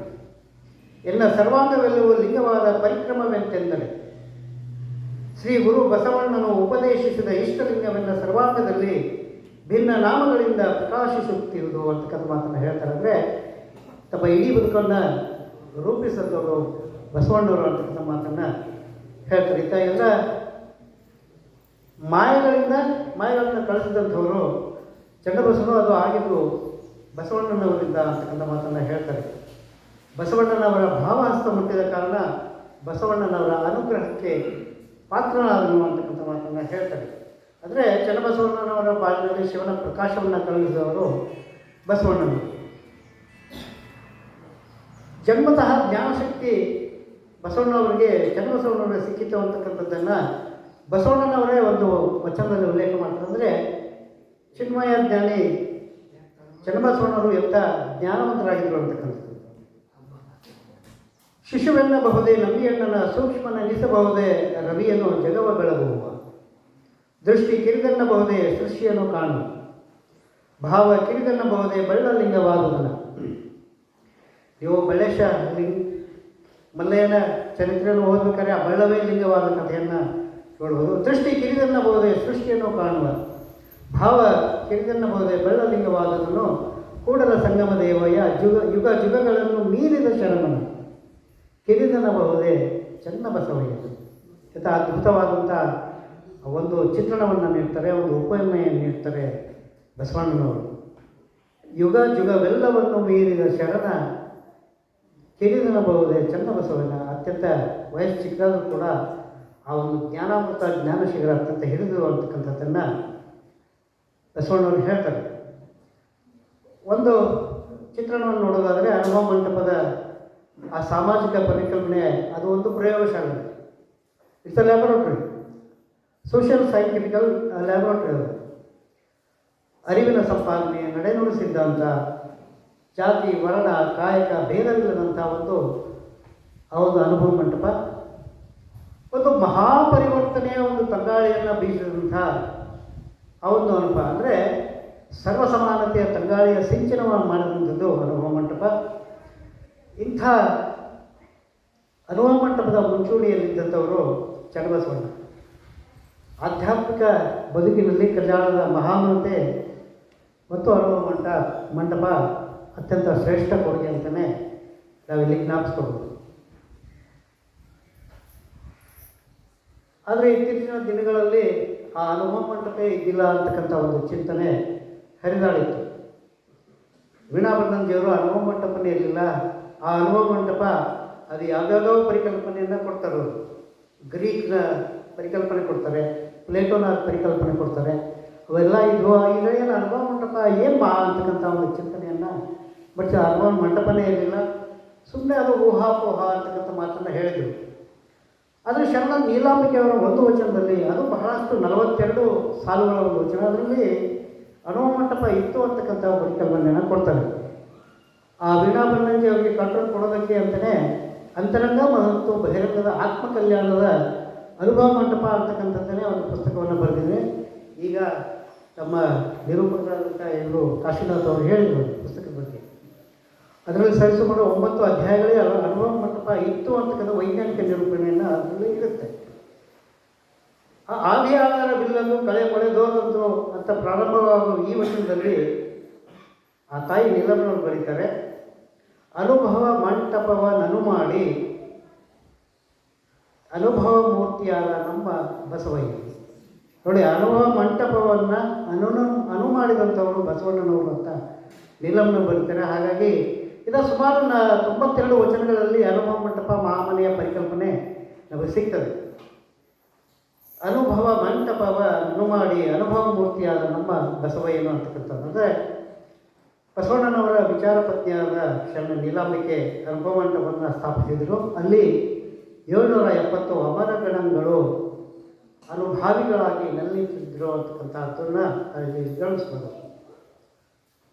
ಅನುಭವ ಮಂಟಪದ ಎಲ್ಲ ಪ್ರಮುಖ ನಿರ್ಧಾರಗಳಲ್ಲಿ ಚನ್ನಬಸವಣ್ಣನವರ ಉಲ್ಲೇಖ ಬಂದೇ ಬರುತ್ತೆ. ಒಂದು ನಿಯಂತ್ರಕ ಶಕ್ತಿಯಾಗಿ ಅವರು ಕೆಲಸ ಮಾಡ್ತಾರೆ. ಅಲ್ಲೊಂದು ಪ್ರಭುಗಳಿಗಿಂತಲೂ ಹೆಚ್ಚು ಚನ್ನಬಸವಣ್ಣವರು ಆ ಅನುಭವ ಮಂಟಪನ ಸರಿಸುಮಾರು 12 ವರ್ಷಗಳ ಕಾಲ ದೀರ್ಘಕಾಲ ಅನುಭವ ಮಂಟಪವನ್ನು ಮುನ್ನಡೆಸ್ತಾರೆ. ಆ ಅನುಭವ ಮಂಟಪದಲ್ಲಿ ಶಾಸ್ತ್ರ ಶಿವಾಚಾರ್ಯಗಳಿಗೆ ಅತ್ಯಂತ ಪ್ರಾಶಸ್ತ್ಯವನ್ನು ನೀಡಿದರು. ಷಡ್ಸ್ಥಲ ಪಂಚಾಚಾರ ಅಷ್ಟಾವರಣ ಮಾತ್ರವನ್ನು ತಪ್ಪದೇ ಪಾಲಿಸುವಂತೆ ಕಟ್ಟುನಿಟ್ಟಾಗಿ ಆದೇಶವನ್ನು ಮಾಡಿದ್ರು ಅನ್ನೋದಕ್ಕಿಂತ ತಾವೇ ಒಂದು ಉದಾಹರಣೆಯಾಗಿ ನಿಂತಹ ಚನ್ನಬಸವಣ್ಣವರು. ಅಂದರೆ ನಾಯಕರಾದಂಥವನು ಜನರನ್ನು ಮುಂದೆ ಬಿಟ್ಟು ಹಿಂದಿನಿಂದ ಆ ಜನಸಮೂಹವನ್ನು ಮುನ್ನಡೆಸೋದಿಲ್ಲ. ಇದು ಅತ್ಯಂತ ಸುಧಾರಿತವಾದಂಥ ಒಂದು ಮ್ಯಾನೇಜ್ಮೆಂಟ್ ಟೆಕ್ನಿಕ್. ಅದು ಬಸವಣ್ಣನವರ ಎಲ್ಲ ವಿಚಾರಧಾರೆಗಳಲ್ಲಿ ಇದನ್ನು ನಾವು ಕಾಣ್ಬೋದು. ಬಸವಣ್ಣ ದಿ ಮ್ಯಾನೇಜ್ಮೆಂಟ್ ಗುರು ಅಂತಕ್ಕಂಥ ಉಪನ್ಯಾಸದಲ್ಲಿ ಸುಮಾರು 32 ಕಡೆ ನಾನು ಉಪನ್ಯಾಸ ಮಾಡಿದ್ದೀನಿ. ಆ ಒಂದು ಚಿಂತನೆಗಳ ಇಡೀ ಜಗತ್ತಲ್ಲಿ ನೀವು ಏನೇನು ನಾಯಕತ್ವದ ಗುಣಗಳನ್ನು ನೋಡಿದರೂ ಕೂಡ ಬಸವಣ್ಣನವರ ಹಾಗೂ ಚನ್ನಬಸವಣ್ಣನವರ ನಾಯಕತ್ವಕ್ಕೆ ಹೋಲಿಸಿದರೆ ಅತ್ಯಂತ ಪ್ರಬುದ್ಧವಾದಂಥ ಒಂದು ನಾಯಕತ್ವ ಈ ಇಬ್ಬರಲ್ಲಿಯೂ ಕೂಡ ಇತ್ತು. ಹಾಗಾಗಿ ಅನುಭವ ಮಂಟಪದಲ್ಲಿ ಶಾಸ್ತ್ರ ಶಿಷ್ಟಾಚಾರಗಳಿಗೆ ಅತ್ಯಂತ ಪ್ರಾಶಸ್ತ್ಯವನ್ನು ನೀಡಲಾಗಿತ್ತು. ಹಲವು ಪ್ರಭುಗಳು ಸಿದ್ದರಾಮೇಶ್ವರನಿಗೆ ಲಿಂಗಧಾರಣೆ ಆಗದಿದ್ದರೂ ಕೂಡ ಅವರನ್ನು ಲಿಂಗಧಾರಿ ಅಂತ ಕರೀತಾರೆ. ಒಲುಮೆಯ ಕೂಟಕ್ಕೆ ಹಾಸಿನ ಹಂಗೆಗೆ ಬೇಟದ ಮರಳಿಗೆ ಲಜ್ಜೆಯ ಮುಳ್ಳುಂಟೆ ನಿಮ್ಮ ನಲಿದ ಶರಣಂಗೆ ಪೂಜೆಯ ಹಂಬಲ ದಂದುಗವೇಕೆ ಮಿಸುನೆಯ ಚಿನ್ನಕ್ಕೆ ಹೊರಗಲ್ಲ ಹಂಗೆಗೆ ಗುಹೇಶ್ವರ ಲಿಂಗಕ್ಕೆ ಕುರುಹು ಮುನ್ನುಂಟೆ ಅಂತಕ್ಕಂಥ ಮಾತನ್ನು ಹೇಳ್ತಾರೆ. ನಾನು ಯಾಕೆ ಈ ವಚನವನ್ನು ಹೇಳ್ತಿದ್ದೀನಿ ಅಂದರೆ, ನೀವು ಲಿಂಗಾಂಗ ಸಾಮರಸ್ಯ ಅಥವಾ ಲಿಂಗಧಾರಣೆ, ಲಿಂಗ ಆಯತ ಸ್ವಾಯತ ಸಂಗೀತ ಮಾಡ್ಕೊಂಡ್ಮೇಲೆ ಲಿಂಗ ಬೇಕಿಲ್ಲ ಅಂತಕ್ಕಂಥ ಮಾತನ್ನು ಅಲ್ಲಮ ಪ್ರಭುಗಳು ಇಲ್ಲಿ ಹೇಳೋಕ್ಕೆ ಪ್ರಯತ್ನ ಪಡ್ತಿದ್ದಾರೆ. ಇದನ್ನು ಚನ್ನಬಸವಣ್ಣವರು ವಿರೋಧ ಮಾಡ್ತಾರೆ. ಚನ್ನಬಸವಣ್ಣವರು ವಿರೋಧ ಮಾಡ್ತಾರೆ. ಬಹಳ ಅದ್ಭುತವಾದಂಥ ಆ ಒಂದು ತಾತ್ವಿಕ ಆ ವಿರೋಧತ್ವ ಇದೆಯಲ್ಲ, ಅದನ್ನು ಇಡೀ ನೀವು ವಚನ ಚಳವಳಿಯಲ್ಲಿ ಕಾಣ್ಬೋದು. ಎಲ್ಲವನ್ನು ನಾನು ಹೇಳಿದ್ದೆ ಇರದಿತ್ತಮಂತ ಯಾರು ಒಪ್ಕೊಂಡಿರಲಿಲ್ಲ. ಅದನ್ನು ವಿರೋಧ ಮಾಡಿದರೂ ಕೂಡ ಅದಕ್ಕೆ ಒಂದು ತಾತ್ವಿಕ ಚಿಂತನೆ ಇತ್ತು. ಹಾಗಾಗಿ ಈ ವಚನಕ್ಕೂ ಕೂಡ ಚನ್ನಬಸವಣ್ಣನವರು ವಿರೋಧವನ್ನು ವ್ಯಕ್ತಪಡಿಸ್ತಾರೆ. ವಿರೋಧ ಅನ್ನೋದಕ್ಕಿಂತ ಹೆಚ್ಚಾಗಿ ಆ ತಾತ್ವಿಕ ಚಿಂತನೆಯನ್ನು ಮಂಡಿಸ್ತಾರೆ. ಅವರು ಒಂದು ವಚನ ಮೂಲಕ ಹೇಳ್ತಾರೆ, ಆಕಾಶದಲ್ಲಾಡುವ ಪಟಕ್ಕಾದಳಿಯು ಮೂಲ ಸೂತ್ರವಿರಬೇಕು.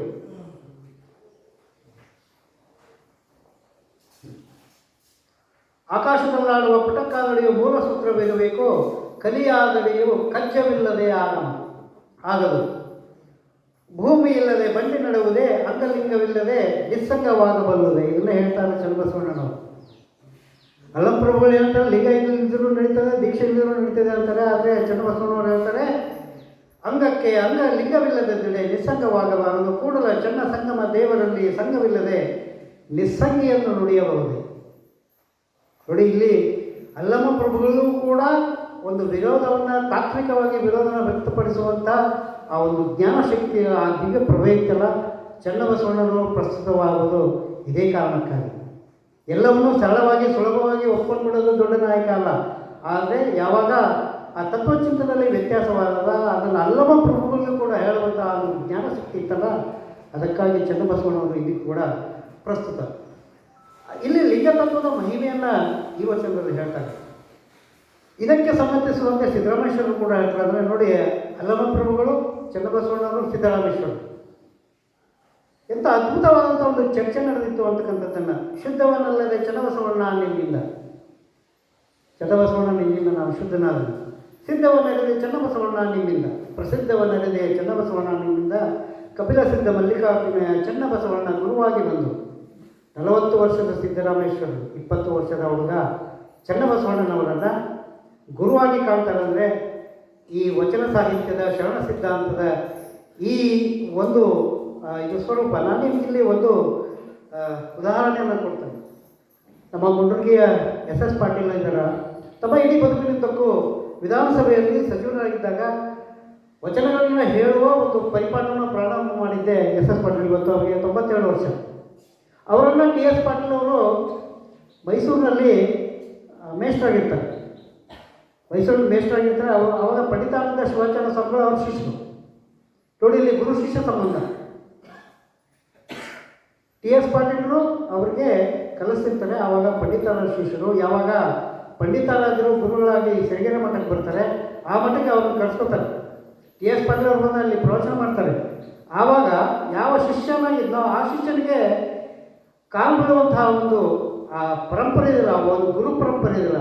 ಇದು ನಮ್ಮ ಲಿಂಗಾಯತರು ಬಿಟ್ಟರೆ ನೀವು ಯಾವುದೇ ತತ್ವ ಸಿದ್ಧಾಂತ ತಗೊಳ್ಳಿ, ಎಲ್ಲೂ ಕಾಣಿಸಿರೋದಿಲ್ಲ. ನಿಮಗೆ ಗುರುವೇ ಶಿಷ್ಯನಾಗೋದು, ಶಿಷ್ಯನೇ ಗುರುವಾಗೋದಿದೆಯಲ್ಲ, ಈ ತತ್ವ ಸಿದ್ಧಾಂತ ನಾನು ಉದಾಹರಣೆ ಮೂಲಕ ನಾನು ನಿಮಗೆ ಕಲಿಸ್ಕೊಡ್ತಾ ಇದ್ದೀನಿ. 40 ವರ್ಷದ ಸಿದ್ದರಾಮೇಶ್ವರರು, ಚನ್ನಬಸವಣ್ಣ 20 ವರ್ಷ. ಚನ್ನಬಸವಣ್ಣವರು ಅತ್ಯಂತ ಕಿರಿಯ ಚನ್ನಬಸವಣ್ಣವರು ಸಿದ್ದರಾಮೇಶ್ವರರು ಗುರು ಆಗ್ತಾರೆ. ಅಂದರೆ ಎಂಥ ಅದ್ಭುತ ಚಿಂತನೆ ನಮ್ಮ ಈ ವಚನ ಸಾಹಿತ್ಯದ ಶರಣ ಸಿದ್ಧಾಂತದ ಪರಂಪರೆಯಲ್ಲಿ.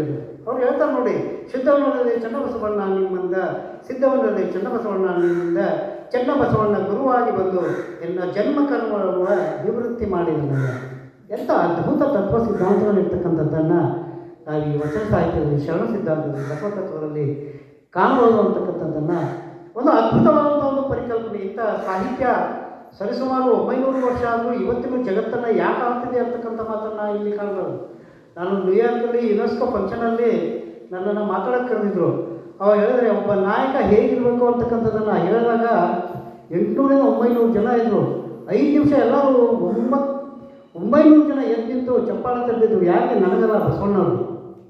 ಇದನ್ನು ನಾವು ಅರ್ಥ ಮಾಡ್ಕೋಬೇಕು. ನಾಯಕತ್ವ ಎಂಥದ್ದಿರುತ್ತೆ ಅಂತಕ್ಕಂಥದ್ದನ್ನು ವಚನ ಸಾಹಿತ್ಯದಲ್ಲಿ, ಶರಣ ಸಿದ್ಧಾಂತದಲ್ಲಿ, ಬಸವ ತತ್ವದಲ್ಲಿ ನಾವಿದ್ದು ಅರ್ಥ ಮಾಡ್ಕೋಬೇಕು. ಇನ್ನೂ ಮುಂದುವರೆದು ಹೇಳ್ತಾರೆ ನೋಡ್ರಿ, ಎಂಥ ಅದ್ಭುತವಾದಂಥ ವಚನಕಾರರನ್ನು ಗುರುತಿಸಿದ್ದಾರೆ. ಆದರೆ 60 ವಚನಕ್ಕೆ ದಂಡನಾಯಕರ 20 ವಚನ, ದಂಡನಾಯಕರ 20 ವಚನಕ್ಕೆ ಪ್ರಭುದೇವರ 10 ವಚನ, ಪ್ರಭುದೇವರ 10 ವಚನಕ್ಕೆ ಅಜಗಣ್ಣನ 5 ವಚನ, ಅಜಗಣ್ಣನ 5 ವಚನಕ್ಕೆ ಕೂಡಲ ಚನ್ನಸಂಗಮ ದೇವ ಮಹಾದೇವಿ ಅಕ್ಕಗಳ 1 ವಚನ ನಿರ್ವಚನ ಕಾಣುತ್ತೆ. ಅಕ್ಕಮಹಾದೇವಿಯಲ್ಲಿ ಚನ್ನಬಸವಣ್ಣಯಲ್ಲಿ ದಂಡನಾಯಕರಾದ ಚನ್ನಬಸವಣ್ಣನವರಿಗೆ ಬಸವಣ್ಣನವರಿಗೆ ಅಂದರೆ ಆ ಒಂದು ಕಂಪ್ಯಾರಿಸನ್ ಅನ್ನೋದಕ್ಕಿಂತ ಒಬ್ಬರಿಗಿಂತ ಒಬ್ಬರು ಎಷ್ಟು ಜ್ಞಾನಿಗಳಾಗಿದ್ರು, ಒಬ್ಬರು ಎಂಥ ವಿಜ್ಞಾನವನ್ನು ನಮಗೆ ಕಲಿಸ್ಕೊಟ್ರು ಅಂತಕ್ಕಂಥದ್ದನ್ನು ನಾವು ಇಡೀ ವಚನ ಸಾಹಿತ್ಯದಲ್ಲಿ ಕಾಣ್ಬೋದು. ಅಕ್ಕಮಹಾದೇವಿಯನ್ನು ಎಷ್ಟು ಅದ್ಭುತವಾಗಿ ವರ್ಣಿಸ್ತಾರೆ. ಅತ್ಯಂತ ಚಿಕ್ಕ ವಯಸ್ಸಿನ ಅಕ್ಕಮಹಾದೇವಿ, ಅಜಕೋಟಿ ಕಲ್ಪ ವರ್ಷಗಳವರು ಹಿರಿಯರೇ, ಹುತ್ತೇರಿ ಬೆತ್ತ ಬೆಳೆದ ತಪಸ್ವಿಗಳಲ್ಲೂ ಹಿರಿಯರೇ, ನಡಮುರಿದು ಗುಡುಗೂಡಿ ತಲೆ ಅಡಗಿ ನೆರೆತರೆ ಹೆಜ್ಜೆ ಮತಿಗೆಟ್ಟು ಒಂದನಾಡುವವರಿಗೆ 9 ನಾಡುವ ಅಜ್ಞಾನಗಳೆಲ್ಲರೂ ಹಿರಿಯರೇ, ಆನುವರೆದು ಗನವ ಬೆರೆಸಿ ಇರಿದು ಹಿರಿದೆಂಬ ಭೇದವ ಮರೆದು ಕೂಡಲ ಚನ್ನ ಸಂಗಯ್ಯನಲ್ಲಿ ಬೆರೆಸಿ ಬೇರಿಲ್ಲದಿಪ್ಪ ಹಿರಿಯತನ ನಮ್ಮ ಮಹಾದೇವಿಯ ಕಂದಾಯಿತು. ಅದ್ಭುತವಾದಂಥ ಚಿಂತನೆ. ಇಡೀ ವಚನ ಸಾಹಿತ್ಯ ನೋಡ್ರಿ, ತಂಗಿ ಅಂತ ಯಾರು ಎಲ್ಲರೂ ಅಕ್ಕ, ಅಮ್ಮ, ತಾಯಿ ಅಂತಲೇ ಕರೆದಿದ್ದಾರೆ. ಮಹಿಳಾ ಸಮಾನ ಗುರುತಿಸೋದಿದ್ರೆ ಕನ್ನಡೇಶಪ್ಪ ಯಾರು ಅವರು ತಂಗಿ ಅಂತಲೂ ಕೂಡ ಸಂಬೋಧನೆ ಮಾಡಿಲ್ಲ. ಎಲ್ಲರಲ್ಲೂ ಅಕ್ಕ, ಅಮ್ಮ, ತಾಯಿ ಅಂತಲೇ ಈ ಒಂದು ಚಿಂತನೆಯನ್ನು ನಮ್ಮೆಲ್ಲರಲ್ಲೂ ಕಾಣಬಹುದಂಥ ಒಂದು ಇದು ಚಿಂತನೆ. ಇಷ್ಟೆಲ್ಲ ಇದು ಕೂಡ ಬಸವಣ್ಣನವರನ್ನು ಪಡೆದದ್ದು ನನ್ನ ಬದುಕಿನ ಅತ್ಯಂತ ಶ್ರೇಷ್ಠ ಸಂಗತಿ ಅಂತ ಅವ್ರು ಹೇಳ್ತಾರೆ. ಚನ್ನಸಂಗ ನಿಮ್ಮಲ್ಲಿ ಬಯಸು ಬೇಡುವಡೆ ಬಸವಂತಪ್ಪ ನಿಧಾನ ದೊರಕಿತ್ತನಾಗಿ. ಚನ್ನಸಂಗ ನಿಮ್ಮಲ್ಲಿ ಬಯಸಿ ಬೇಡುವಡೆ ಬಸವನಂತಪ್ಪ ಪರುಷ ದೊರಕಿತ್ತನಾಗಿ. ಚನ್ನಸಂಗ ನಿಮ್ಮಲ್ಲಿ ಬಯಸಿ ಬೇಡುವಡೆ ಬಸವಂತನಪ್ಪ ಕಾಮದೇವರು ದೊರೆಯುತ್ತನಗೆ. ಚನ್ನಸಂಗ ನಿಮ್ಮಲ್ಲಿ ಬಯಸಿ ಬೇಡುವಡೆ ಬಸವಣ್ಣನಂತಪ್ಪ ಸುರತರು ದೊರಕಿತ್ತನಗೆ. ಚನ್ನಸಂಗ ನಿಮ್ಮಲ್ಲಿ ಬಯಸಿ ಬೇಡುವಡೆ ತ್ರಿವಿಧದ ಮೊದಲನೇ ತೋರಿದ ಬಸವಣ್ಣ ನನಗೆ. ಚನ್ನಸಂಗ ನಿಮ್ಮಲ್ಲಿ ಬಯಸಿ ಬೇಡುವಡೆ ಬಸವಣ್ಣನಿಂದ ನೀವಾದಿರಾಗಿ ಕೂಡಲ ಚನ್ನಸಂಗಯ್ಯನಲ್ಲಿ ಪ್ರಸಾದಿಯಾಗಲಿ ಅಂತ ಅದ್ಭುತವಾದಂಥ ಶಬ್ದ ಜೋಡಣೆ. ನೀವು ವಚನಗಳನ್ನು ಓದ್ತಾ ಇದ್ರೆ ಒಂದು ಶಬ್ದವನ್ನು ಆ ಕಡೆಯಿಂದ ಈ ಕಡೆ ತೆಗೆಯೋಕ್ಕಾಗ ಸಾಧ್ಯನೇ ಇಲ್ಲ. ಆ ಒಂದು ಶಬ್ದವನ್ನು ಬಿಟ್ಟು ನಾವು ವಚನವನ್ನು ಓದ್ತೀವಂದರೆ ಆ ವಚನವನ್ನು ಓದೋಕ್ಕೆ ಸಾಧ್ಯ ಇಲ್ಲ. ಅಂಥ ಒಂದು ಅದ್ಭುತವಾದಂಥ ಒಂದು ವಚನ ಸಾಹಿತ್ಯ ಅದು. ಇವು ನಾವು ಯಾವುದೇ ಒಂದು ವಚನವನ್ನು ಓದ್ತಿದ್ರೆ ನನಗೇ ಬರಲಾರೇನೋ, ನಾನೇ ಬರ್ತೀನೇನೋ ಅಂತಕ್ಕಂಥ ಒಂದು ಸಿದ್ಧಾಂತ ವಚನಗಳಲ್ಲಿ ಸಿಗ್ತದೆ. ಇದು ನನಗೆ ಅನ್ವಯಿಸಿ ಬರೆದಿದ್ದೇನೋ ಅಂತಕ್ಕಂಥ ಸಿದ್ಧಾಂತ ಸಿಗ್ತದೆ. ಭಾಳ ಅದ್ಭುತವಾದಂಥ ಚಿತ್ರಣವನ್ನು ಕೊಡ್ತಾರೆ. ಹಲವಾರು ಶರಣರು ಕೂಡ ಚನ್ನಬಸವಣ್ಣನನ್ನು ಗುರುತಿಸ್ತಾರೆ. ಪಡಿವಾಳ ಮಾಚಿದವರು ಹೇಳ್ತಾರೆ, ಹೌದೌದು ಹಿಂಗಿರಬೇಕಾದರೆ ನಿರಹಂಕಾರ, ಮಹಾಜ್ಞಾನಕ್ಕೆ ನಿರಹಂಕಾರವೇ ಶೃಂಗಾರ, ನಿರಹಂಕಾರಕ್ಕೆ ಭಕ್ತಿಯ ಶೃಂಗಾರ, ಭಕ್ತಿಗೆ ಬಸವಣ್ಣನೇ ಶೃಂಗಾರ, ಬಸವಣ್ಣಂಗೆ ಚನ್ನಬಸವಣ್ಣನೇ ಶೃಂಗಾರ ಅಂತ ಮಡಿವಾಳ ಮಾಚಿದೇವರು ಹೇಳ್ತಾರೆ. ಅಲ್ಲಂಪ್ರಭುಗಳಂತೂ ಚನ್ನಬಸವಣ್ಣ ಅಂತಂದರೆ ಬಹಳ ಅತ್ಯಂತ ಪ್ರೀತಿ ಅವರು. ಬೆಳಗುವ ಜ್ಯೋತಿಯ ತಿರುಳಿನಂತೆ ಹೊಳೆವ ಕಂಗಳ ಕಾಂತಿ, ಹೊರಗೆನ್ನದೆ ಅಳವಟ್ಟ ಶಿವಯೋಗಿಯ ಕಂಡೆ ನೋಡ. ಚನ್ನಬಸವಣ್ಣನವನ್ನ ಶಿವಯೋಗಿಯ ಕಂಡ ನೋಡೆ ಅಂತ ಹೇಳ್ತಾರೆ. ನಿಜವಣ್ಣ ನಿರ್ಮಲದ ಘನವ ಕಂಡು ಬೆಳಗಾವಿ ನಾನು, ಗುಹೇಶ್ವರ ಲಿಂಗದಲ್ಲಿ ಚನ್ನಬಸವಣ್ಣನಿಂದ ಹಾಲು ಬದುಕಿದರು. ಈ ಬದುಕಿದರು ಅಂತಕ್ಕಂಥ ಒಂದು ಶಬ್ದ ಪದೇ ಪದೇ ನೀವು ವಚನ ಸಾಹಿತ್ಯದಲ್ಲಿ ನೋಡ್ಬೋದು. ನೀವು ಹೋಗ್ತಿರ್ಬೇಕಾದ್ರೆ ರಸ್ತೆ ದಾಟ್ತಿರ್ಬೇಕಾದ್ರೆ ಚಿಕ್ಕಂತ ಒಂದು ಬರುತ್ತೆ. ಫ್ರಾಕ್ಷನ್ ಆಫ್ ಸೆಕೆಂಡ್ನಲ್ಲಿ ನೀವು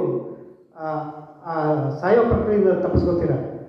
ಅಯ್ಯಪ್ಪ ಬದುಕಿದೆ, ಬಹಳಷ್ಟು ನಿರ್ಕಾಗ್ಬಿಟ್ಟಿರ್ತದೆ ನಿಮ್ಗೆ. ಎಲ್ಲೂ ನೀರು ಸಿಗಿಲ್ಲ, ಒಂದು ಗುಟಕ್ಕೆ ನೀರು ಸಿಕ್ಬಿಟ್ರೆ ಬದುಕಿದೆ. ಈ ಬದುಕಿದೇನೋ ಅಂತಕ್ಕಂಥ ಒಂದು ಶಬ್ದ ಇದೆಯಲ್ಲ ವಚನ ಸಾಹಿತ್ಯದಲ್ಲಿ ಭಾಳ ಅತ್ಯಂತ ಪ್ರಬುದ್ಧವಾಗಿ ಪ್ರಯೋಗಿಸಲಾಗಿದೆ. ಗುಹೇಶ್ವರ ಲಿಂಗದಲ್ಲಿ ಚನ್ನಬಸವಣ್ಣನಿಂದ ಆನು ಬದುಕಿನಂತೆ ಅಲ್ಲಮ ಪ್ರಭುಗಳೇ ಹೇಳ್ತಿರ್ಬೇಕಾದ್ರೆ ಚನ್ನಬಸವಣ್ಣನ ದಿವ್ಯ ಪ್ರಭೆ ಎಂಥದಿತ್ತು ಅಂತಕ್ಕಂಥದ್ದನ್ನು ನಾವು ವಿಚಾರ ಮಾಡಬೇಕು. ಇದಿಷ್ಟು ಚನ್ನಬಸವಣ್ಣನವರ ಧ್ಯಾನ ಚಿಂತನೆಯ ತತ್ವ ವಿವೇಚನೆ. ಕಲ್ಯಾಣ ಕ್ರಾಂತಿಯ ಸಂದರ್ಭದಲ್ಲಿ ಖಡ್ಗವನ್ನು ಹಿಡಿದು ಹೋರಾಡಿದಂಥವರು ಚನ್ನಬಸವಣ್ಣನವರು. ಆಗ ಅವರು 21 ವರ್ಷ ಅಂತ ನಾವು ತಿಳ್ಕೋಬಹುದು. ಬಹಳ ಅದ್ಭುತವಾದಂಥ ವ್ಯಕ್ತಿತ್ವ ಅದು. ಅತ್ಯಂತ ಕಿರಿಯ ವಯಸ್ಸಿನಲ್ಲಿಯೇ ಆಧ್ಯಾತ್ಮಿಕ ಶಿಖರವನ್ನು ಏರಿದಂಥವರು. ನೀನೊಬ್ಬನೇ ಜ್ಞಾನಿ ಅಂತ ಎಲ್ಲರೂ ಹೊಗಳಿಸಿಕೊಂಡವರು ಚನ್ನಬಸವಣ್ಣವರು. ಎಲ್ಲಕ್ಕಿಂತ ಹೆಚ್ಚಾಗಿ ಬಸವಣ್ಣನವರ ಎಲ್ಲ ಬಸವಾದೀಶ್ವರರ ಅರ್ಥ ಮಾಡ್ಕೋಬೇಕಾದ್ರೆ ಆ 12ನೇ ಶತಮಾನದ ಆ ಕಾಲಘಟ್ಟದಲ್ಲಿ ಇರ್ತಕ್ಕಂಥ ಧಾರ್ಮಿಕ ಮತ್ತು ಸಾಮಾಜಿಕ ಪರಿಸ್ಥಿತಿನ ಅರ್ಥ ಮಾಡ್ಕೋಬೇಕು. ಇನ್ನೊಂದು 10 ನಿಮಿಷ ಇದೆಯಾ ಅಪ್ಪರೇ? ಹಾಂ, 10 ನಿಮಿಷ ಮುಗಿಸ್ಬಿಡ್ತೀನಿ. ಒಂದು ಹಾಂ, ರೈಟ್, ಓಕೆ. ಒಂದು ವಚನ ಆ 12ನೇ ಶತಮಾನದ ಆ ಧಾರ್ಮಿಕ ಸಾಮಾಜಿಕ ಚಿತ್ರಣವನ್ನು ನೀಡ್ತದೆ. ಶೈವರಿಗಾದ ಪಾಶುಪತಿ ಪಥವನ್ನರಿಯ, ಕಾಳಮುಖಿ ಕಂಗೆಟ್ಟ ಮಹಾವೃತ್ತಿ ಮದವೇರಿದ ಸನ್ಯಾಸಿ ಸಂಸಾರಿಯಾದ ಜೋಗಿ ಮರಳಾಗಿ ತಿರುಗಿದ ಈ 6 ಅವನಲ್ಲವೆಂದು ಕಳೆದ ಕೂಡಲ ಚನ್ನ ಸಂಜನ ಶರಣರು ಆಲಮೇರಿ ಬೇರೆ ನಿಂದರು. ಅಂದರೆ ಎಂತೆಂಥ ಪ್ರಕ್ಷುಬ್ಧ ವಾತಾವರಣ ಆ ಕಾಲಘಟ್ಟದಲ್ಲಿ ಇರ್ತಕ್ಕಂಥ ಅದನ್ನು ನಾವಿಲ್ಲಿ ಕಾಣ್ಬೋದು. ನನಗೆ ಇಲ್ಲಿ 12ನೇ ಶತಮಾನದ ಆ ಪ್ರಕ್ಷುಬ್ಧ ಕಾಲಘಟ್ಟವನ್ನು ನೆನೆಸ್ಕೊಂಡಾಗೆಲ್ಲ ಗಿರೀಶ್ ಕಾರ್ನಾಡ್ ಅವರ ಒಂದು ಮಾತು ನೆನಪಾಗ್ತದೆ. ತಲೆದಂಡ ಅಂತಕ್ಕಂಥ ನಾಟಕಗಳನ್ನು ಬರೀತಾರೆ. ಆ ನಾಟಕದಲ್ಲಿ ಲೇಖಕರ ನುಡಿಯಲ್ಲಿ ಬರೀತಾರೆ. ಬಹಳ ಪ್ರಬುದ್ಧವಾಗಿ ಅದ್ಭುತವಾಗಿ ಬರೀತಾರೆ ಅವರು. ಎಂಥವ್ರು ಅದ್ಭುತವಾದಂಥ ಉಪಮೆಯನ್ನು ಕೊಡ್ತಾರೆ ಅಂದರೆ, ನೋಯುವ ಹಲ್ಲಿಗೆ ನಾಲಿಗೆ ಮತ್ತೆ ಮತ್ತೆ ಹೊರಳುವಂತೆ ಪ್ರತಿಯೊಬ್ಬ ಕನ್ನಡಿಗ ಮತ್ತೆ ಮತ್ತೆ 12ನೇ ಶತಮಾನದ ಬೆರಗುಗೊಳಿಸುವ ಪ್ರತಿಭೆಗೆ, ಅರ್ಥ ಮಾಡ್ಕೋಬೇಕು, ಬೆರಗುಗೊಳಿಸುವ ಪ್ರತಿಭೆಗೆ, ಆ ಉತ್ಸಾಹಕ್ಕೆ, ಮೌಲಿಕ ಪ್ರಶ್ನೆಗಳನ್ನು ಕೇಳುವ ಎದೆಗಾರಿಕೆಗೆ, ಇದು ವೆರಿ ಪ್ರೊಫೌಂಡ್. ಸರಿಸುಮಾರು ಅರ್ಧದಷ್ಟು ವಚನಗಳಲ್ಲಿ ಪ್ರಶ್ನಾರ್ಥಕ ಚಿಹ್ನೆಗಳಿವೆ. ಅರ್ಥ ಮಾಡ್ಕೊಂಡು ನೀವು ಓದಬೇಕಾದ್ರೆ ಗಮನಿಸಿ. ನೀವು ಅರ್ಧದಷ್ಟು ವಚನಗಳಲ್ಲಿ ಪ್ರಶ್ನಾರ್ಥಕ ಚಿಹ್ನೆಗಳಿವೆ. ಪ್ರಶ್ನೆಗಳನ್ನು ಕೇಳುವ ಎದೆಗಾರಿಕೆ ನಮ್ಮ ವಚನಕಾರರಲ್ಲಿತ್ತು, ಶರಣರಲ್ಲಿತ್ತು. ನಾ ದೇವನಲ್ಲದೆ ನೀ ದೇವನೇ, ನೀ ದೇವನಾದರೆ ಎನ್ನ ನೀಕೆಸಲೇ, ಆಲಯದ ಕುಳಿತೇವ ಉದಕವ ನೀಡುವೆ. ಎಂಥ ವಚನ, ಎಂಥ ಒಂದು ಮೂರ್ತಿ ಎದುರುಗಡೆ ನಿಂತ್ಕೊಂಡು ಪ್ರಶ್ನೆ ಮಾಡ್ತಾರೆ. ಹಸಿದಲ್ಲ ನೀನು ಅನ್ನುವಂಥ ತನ್ನ ಕೊಡಲಿಲ್ಲ ಅಂದರೆ ನೀನೇ ದೇವರು ಅಂತ ಪ್ರಶ್ನೆ ಮಾಡ್ತಾರೆ. ಈ ಪ್ರಶ್ನೆಗೆ ಮಾಡುವಂಥ ಎದೆಗಾರಿಕೆ ಶರಣರಲ್ಲಿತ್ತು. ಇವತ್ತು ನಮ್ಮಲ್ಲಿಲ್ಲ. ಯಾವನೋ ಒಬ್ಬ ಎಡಬಡಿಂಗಿ ನಮ್ಮನ್ನು ಬಸವ ತಾಲಿಬಾನಿಗಳು ಅಂದರೆ ನಾವು ಪ್ರಶ್ನೆ ಮಾಡುವಂಥ ಎದೆಗಾರಿಕೆ ನಮ್ಮಲ್ಲಿಲ್ಲ. ಇದು ನಮ್ಮ ದೌರ್ಬಲ್ಯ. ಅರ್ಥ ಮಾಡ್ಕೋಬೇಕು. ನಾವು ಸಿಡಿದೇಳುವಂಥ ಪ್ರಶ್ನೆ ಕೇಳುವಂಥ ಪ್ರಕ್ರಿಯೆಯನ್ನು ನಾವು ಮರೆತರೆ ಲಿಂಗಾಯತರ ಅಸ್ಮಿತೆಯನ್ನು ಪ್ರಶ್ನೆ ಮಾಡ್ಕೊಂಡು ಹೊರಟಿದ್ದಾರೆ ಇವತ್ತು. ಅರ್ಥ ಮಾಡ್ಕೋಬೇಕು ನೀವು. ಮೌಲಿಕ ಪ್ರಶ್ನೆಗಳನ್ನು ಕೇಳುವ ಎದೆಗಾರಿಕೆಗೆ, ಗೆಲುವಿಗೆ, ನೋವಿಗೆ ಮರಳುವುದು ಮತ್ತು ಅದನ್ನು ಮತ್ತೆ ಮತ್ತೆ ಅದನ್ನು ಹೊಸ ಸಂದರ್ಭದಲ್ಲಿ ಅರ್ಥೈಸಿಕೊಳ್ಳುವುದು ಅನಿವಾರ್ಯ ಅಂತ ಗಿರೀಶ್ ಕಾರ್ನಾಡ್ ಅವರು ಬರೀತಾರೆ. 1996ರಲ್ಲಿ ಬಂದಂಥ ಕಾದಂಬರಿ ನಾಟಕ ಇದು. ನಮ್ಮ ಯಾವಾಗಾದರೂ ಹಲ್ಲು ನೋವಾದಾಗ ಗಾಳಿಯ ಪದೇ ಪದೇ ಹೋಗಿ ಹೇಳುತ್ತೆ, ಅಪ್ಪ ಶ್ರಮ ಪಡಬೇಡ, ನಾನು ನಿನ್ನ ಸಹಾಯಕ್ಕಿದ್ದೀನಿ ಅಂತ ಸಾಂತ್ವನ ಹೇಳ್ತಾ ಇದ್ದಿಲ್ಲ. ಹಾಗೆ ವಚನಗಳು ಯಾವಾಗ ನಮ್ಮ ಮನಸ್ಸಿಗೆ ದುಃಖವನ್ನು ಕೊಡ್ತಾರೆ. ದುಃಖವಾದಾಗ, ನಾವು ಇನ್ನು ಮುಂದೆ ದಾರಿ ಇಲ್ಲದಂತಾಗ ವಚನಗಳು ಓದಿ ದಾರಿ ತೋರಿಸುತ್ತೆ. ದಾರಿ ತೋರಿಸೋದಂದರೆ ಮುಂದಿನ ಕಾಣಿಕೆಯನ್ನು ಕೂಡ ವಚನಗಳು ನೀಡ್ತವೆ ಅಂತಕ್ಕಂಥದ್ದನ್ನು ನಾವು ಅರ್ಥ ಮಾಡ್ಕೋಬೋದು. ಇದೆಲ್ಲ ನಡೆದದ್ದು ಕೇವಲ 2.5 ದಶಕಗಳಲ್ಲಿ ಒಂದು ಸಮ ಸಮಾಜವನ್ನು ಕೇವಲ 2.5 ದಶಕಗಳಲ್ಲಿ ಕಂಠನಿಸಿದ್ರಲ್ಲ. 36 ವರ್ಷ ಕಲ್ಯಾಣದಲ್ಲಿ ಅದು ಹೌದು. ಅದು ನಮ್ಮ ಆರ್ತಿ ಹಿರೇಮಠರ ಪುಸ್ತಕದಲ್ಲಿ ಬರುತ್ತೆ. ಭಕ್ತಿಗೆ ಬೀಡಾಯಿತು ಕಲ್ಯಾಣ 36 ವರ್ಷ, ಭಕ್ತಿಗೆ ಬೀಡಾಗೋದು ಕಲ್ಯಾಣ 36 ವರ್ಷ ಅಂತ ಬರುತ್ತೆ. 22 ವರ್ಷ ಅಂತ. ಅಷ್ಟೊಂದು ಸಣ್ಣ ಆ ಒಂದು ಕಾಲಘಟ್ಟದಲ್ಲಿ ಅಂಥ ಒಂದು ವಿಷಮ ಪರಿಸ್ಥಿತಿಯಲ್ಲಿ ಒಂದು ಸಮಸಮಾಜವನ್ನು ಕಟ್ಟಿಗೆ ನಿಲ್ಲಿಸೋದ್ರಲ್ಲ, ಆ ಒಂದು ಕಾಲಘಟ್ಟವನ್ನು ನೀವು ನೆನೆಸ್ಕೋಬೋದು.